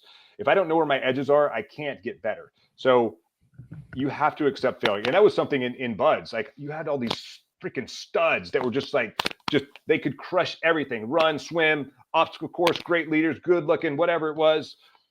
And those oftentimes were the first ones to quit because they didn't have the grit or the grind. They're super disciplined, but they didn't have the grit or the grind to get through. So they didn't like being told they weren't good enough. They didn't like failing. So that was part of it. Like I learned, like the failure is part of the process. If you want to be great at anything, failure is part of the process. So you have to fail. So accept failure. Never quit, accept failure. The K is to kill mediocrity. I mean, we have these stupid things right here that we like spend all day scrolling on social media. We find lots of excuses to not work out, to not attack our goals for the day, to not do the things that we know that we need to do. And those things just make us mediocre. I mean, if you look at, society, they want you to be mediocre so you're easier to control. I am not controllable. You can't control me. So you're never going to find me being mediocre. But if I get sucked into this thing all day or something else, I might as well throw in my hat and just like put me out the pasture and like put a bullet in my head because, it's time to make me into dog food. And so that's not going to happen. So you just have to kill mediocrity in your life, because when you kill mediocrity, you will change the lives of the people around you. So never quit, accept failure, kill mediocrity. E, I talked about this a little bit earlier, expose your fears. And I don't mean lions and tigers and bears. Oh my, I mean those thoughts, those stresses, those fears that live in the back of your mind that you don't want to tell anyone about. Sometimes you can just one of the techniques that I learned was from another business coach of mine who is in the billionaire category. He took a company that was doing $300 million a year and he sold it 5 years later for $3.4 billion. So he's in the billionaire category. And he's like, he still gets stresses and anxieties. And he was like, you know what? When I get stressed out, I'm driving along and like all this swirls around in my head, I pull over, I stop at like a Starbucks, I sit down with a small coffee, I take out a pen and a piece of paper, and I write down every single one of those stresses that are in my brain, one of those things that are bothering me, that's keeping me up at night, whatever it is. And then I read them back to myself, and I'm like, are you kidding me? That's the thing that's giving me such stress and anxiety. It's really just a story that we're telling ourselves. So expose those fears, expose that story that you're telling yourself that's driving you crazy, because it's fear. And really, what is fear? Fear is just the anticipation of something that's probably never going to happen to you. So if you expose that fear, you're going to see that it doesn't really matter. Like being in a gunfight, yeah, that's scary. But really, at the end of the day, you just do the best you can do and you'll probably be all right. So never quit, accept failure, kill mediocrity, expose your fears. The D is do the work. Doing the work is the never quitting, is the accepting failure, is the killing mediocrity, exposing your fears. It's doing the work, the little things that's going to make you great at the end of the day. There's the saying that Rome wasn't built in a day. Well, I guarantee you it was built every single day until it became an empire. And that's what we have to do. We have to continue doing the work every single day. Little baby steps, little wins, stack the wins. And pretty soon you look up one day and you're an overnight success. And everyone is like, how the hell did you do that so fast? And you're like, I've been grinding away for 10 freaking years. But that's the way it is. Everyone wants instant gratification.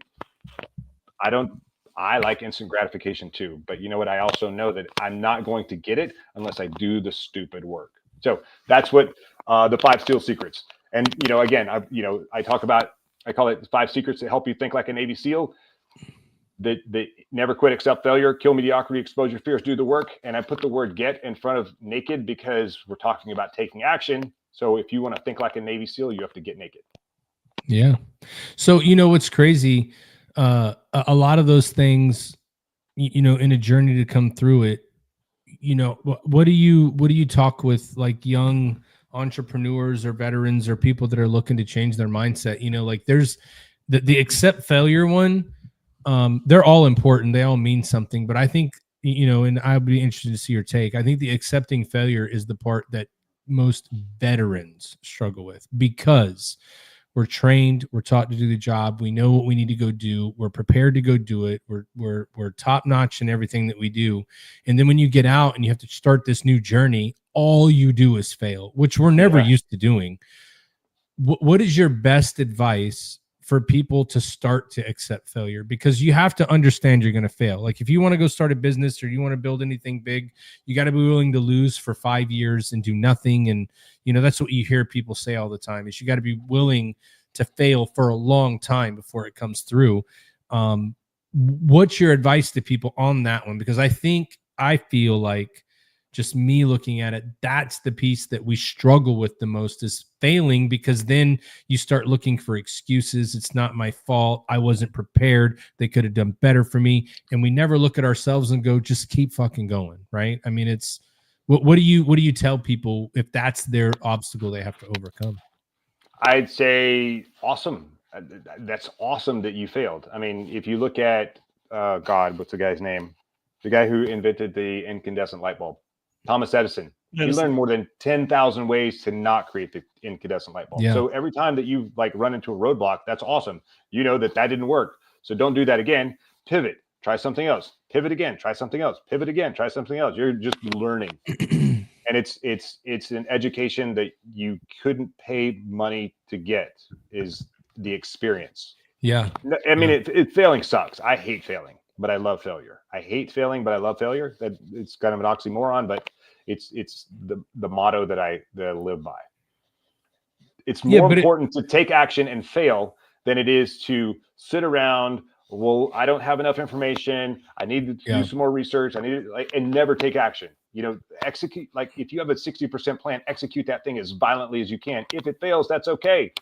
Try something else. You still got 40% that you can bring around next time. Yes. Yeah, exactly. but that's the thing. That's the key. The key point is, like, I hate to fail, but I love to fail. And think about it. Like, I tell my kids, the only way you're gonna learn is to fuck up. Like, that's the only way to learn. Like, if someone tells you how to do it all the time, then you'll never critically think. You'll never think like, what could I do different? You know, you have to fail, right? And I seen both of my kids when they were in college, you know, especially like when they're going through those things, they're so nervous about making a mistake. And I'm like, you know, you're in fucking college, right? Like, you're supposed to not know what to do. It's okay. Yeah, to not have the answer. You're supposed to be here to learn that. You're supposed to be here to get it wrong. And I just feel like in a lot of today, like you brought up the phone, like everybody they see is successful. Everybody they see is awesome.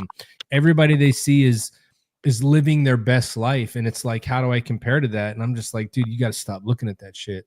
Stay on your past, do what you're doing. But it's super hard to get people to look at it that way, because they're like, no, like, I don't think you. And I'm like, I kind of understand. But well, then I was actually talking about this today. Right? There's a pretty famous picture, and I forgot, it's the 2020 Olympics 22, something like that. And I think it's Michael Phelps and an Australian swimmer. I don't remember, but the picture is like right before the finish line. The Australian swimmer is like, I think maybe the butterfly or something, and he's looking over at Phelps, and he loses because he stopped trying to win the race and he started comparing himself to the greatest in the world, who he would have beaten had he not stopped and looked over. So we're so busy looking at what someone else is doing, and we stop doing what we're doing and continuing forward and putting all of our effort into winning, because we're so busy trying to look at what someone else is doing. Fuck everyone else. What are you doing? And just move, put your head down and go forward, and you're going to win. You might hit some roadblocks. That's fine. You're going to win if you just keep moving forward. Yeah, I mean, think about it, dude. All these guys that are millionaires, billionaires, and people that made a ton of money, you know what they tell you? It's going to take, 100 no's before you hear a yes, but you just got to be willing to hear fucking no, and just know that you're going to come back and you're going to go that's it. Continue to push. Yeah. And Phelps, he ain't never looking at you. He's like, I got one goal in mind. It's the front of that wall. I'm touching it before you do. Right. He's a killer. Killer instinct is what's going to get you there. You got to be willing to take chances. You got to be willing to go, fuck it, I'm going to do it, and that keeps a lot of people from trying too, to be honest. Is like, I don't know. I've been in that boat. I do a lot of shit, And I could probably do a lot better with a lot of shit if I would just take that chance. But there's still that part of me that's like, man, do I want to go there? Do you want to go there? And a lot of times you're in your own head, right? And that's why I like doing what we're doing here, because we get to talk to people every day. We get to hear about the story that took everyone that we talk to get there. We get to hear about mindset. And we're showing everyone that it's okay to have those fears, but at some point you got to face them, right? And you got to move on. Yeah. We got to go. We're going that way. You can look left and right, but ain't nobody coming from those directions to help you. You got to keep pushing forward. And if you start looking back, you're never going to get to the goal, right? So, yeah, and it's kind of like that capacity thing that I talked about earlier. Like we only have so much capacity to carry crap. Throw the shit that's not helping you, that's not benefiting you, get rid of it. Stop thinking about that stuff. Like why are you like dwelling on something that doesn't matter? It doesn't matter. I do it. I'm guilty of it. I know that. 100%. I like the idea of writing it all down though when it's in your head and starting to read it, because when you read those words back to yourself, you do kind of go, you're like an idiot. Like, really serious that's the thing right that's bothering now? me. That's what's taking up so Traffic's much. bothering you? Right then now. don't leave the house, bro, because it's there all the time. Yeah, exactly. Or leave earlier, right? Remember, 15 minutes is early or on time or whatever the fuck that was. Now I'm like 30 minutes late, and I think that's on time. You know what I mean? So it is what it is. You're allowed now. Yeah, for sure. I earned the right to be late, y'all. Well, I tell you, I appreciate you coming on, and I'm very grateful for the conversation. I learned even more now than the last time we talked, and thank you for doing this and talking to everybody. And I'm going to tell you, like we tell everybody that comes on here, your family now. Anything that you want to talk about, anything that's going on, anything that's super important, all you got to do is reach out, and we have a spot for you to come on and share whatever it is that you need to share with people, especially because it's helping, so many people. So just again, thank you for coming on. I appreciate the conversation again. And it was really great to catch up again. I had a great time. Yes, sir.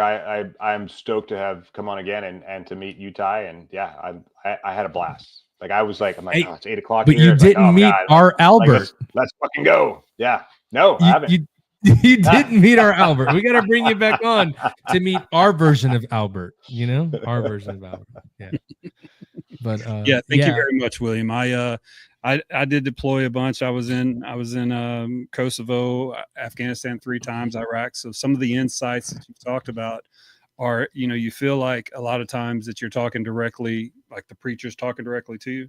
So I think that you've got a new client here. I'm definitely switching to your products. I use different products now, but I'm switching to yours, and I love your story. Thank you for sharing it with us, and we'll catch you down the road, sir. Dude, awesome. I'm about to try to go these night things, man. I'm gonna see what that's all about. Sleep is very, and this is what I'll tell her. Sleep is super important, y'all, for real. Like we used to pride ourselves in getting 4 or 5 hours a night. We're fucking old now, bro. You need to sleep. Yeah. If you don't sleep, it's gonna suck. So 100%. Do what we got to do. And then I was just gonna say before we jump out of here, Carlos, if you're looking for a job, I need you to Ty, get me in touch with him. I want to know what he's looking for. I don't know if we can help him out somewhere for what he's looking to do. Yeah. All right. But so I mean, at the end of the day, that's it. If you are busy, you can jump out, William. But if you wanted to hang out until we're done here, we're just gonna close it out. But if you had anything else you wanted to talk about, we're gonna be done in a few minutes. And if you wanted to hang tight, that would be good. I'll just hang out and just see how you guys close out the show. Perfect. Cool. All right, perfect. We'll catch you right back in a few. Yeah. Awesome. Great show. Listen, mindset, business, starting new things, being scared of doing shit is super important, right? Like I just talked about it for us. I do a lot of shit, right? I do. But I could do a lot of shit better. You know what I mean? Like the mindset of doing it. I feel like I'm a pretty level-headed person. I feel like I have a good mindset to things, but I still have those fears, right? Those fears of like, what if I do this? What if I don't do that? Should I do it? Should I not do it? And a lot of times you're looking for someone like William to be like, will you just stop fucking bitching and go do the shit? Like, what are you waiting for? Right. And I'm speaking to everybody out there that's going through that part of their life that is like, I used to be somebody. I used to be important. People used to rely on me. Well, God, you know what? They still fucking do. If you got kids, if you got, significant others, if you got parents, if you got cousins, if you got nieces, you got nephews, more importantly, these guys that and gals you served overseas with, that you guys went through all this shit together, they still do rely on you. So don't think that you're not ever important. Just keep putting one foot in front of the other to be productive every day. And, dude, just talking to him tonight fired me up, man. I'm ready to go tackle the world and do even more shit, right? That's just what we should do. So, it was good to talk to you, man. And it doesn't hurt any that he's a retired senior chief. Just saying. Yep, I love the senior chiefs. Yeah, it's a great story. But let's go ahead and get out of here. So I want to talk to William behind the scenes. I got a question I want to ask him about. Yeah, for sure. So future guest next week we have active duty still Colonel Nicole Spears, and then after that we have Major General William Hickman coming on. Then after that we have one of my soldiers. So we're going to see what it was like to serve with Ty during a 15-month deployment in Iraq. So we'll see some of the hilarity that ensues and that kind of thing. But yeah, it's a great show. That's all I got for today. So take us on out of there, Matt.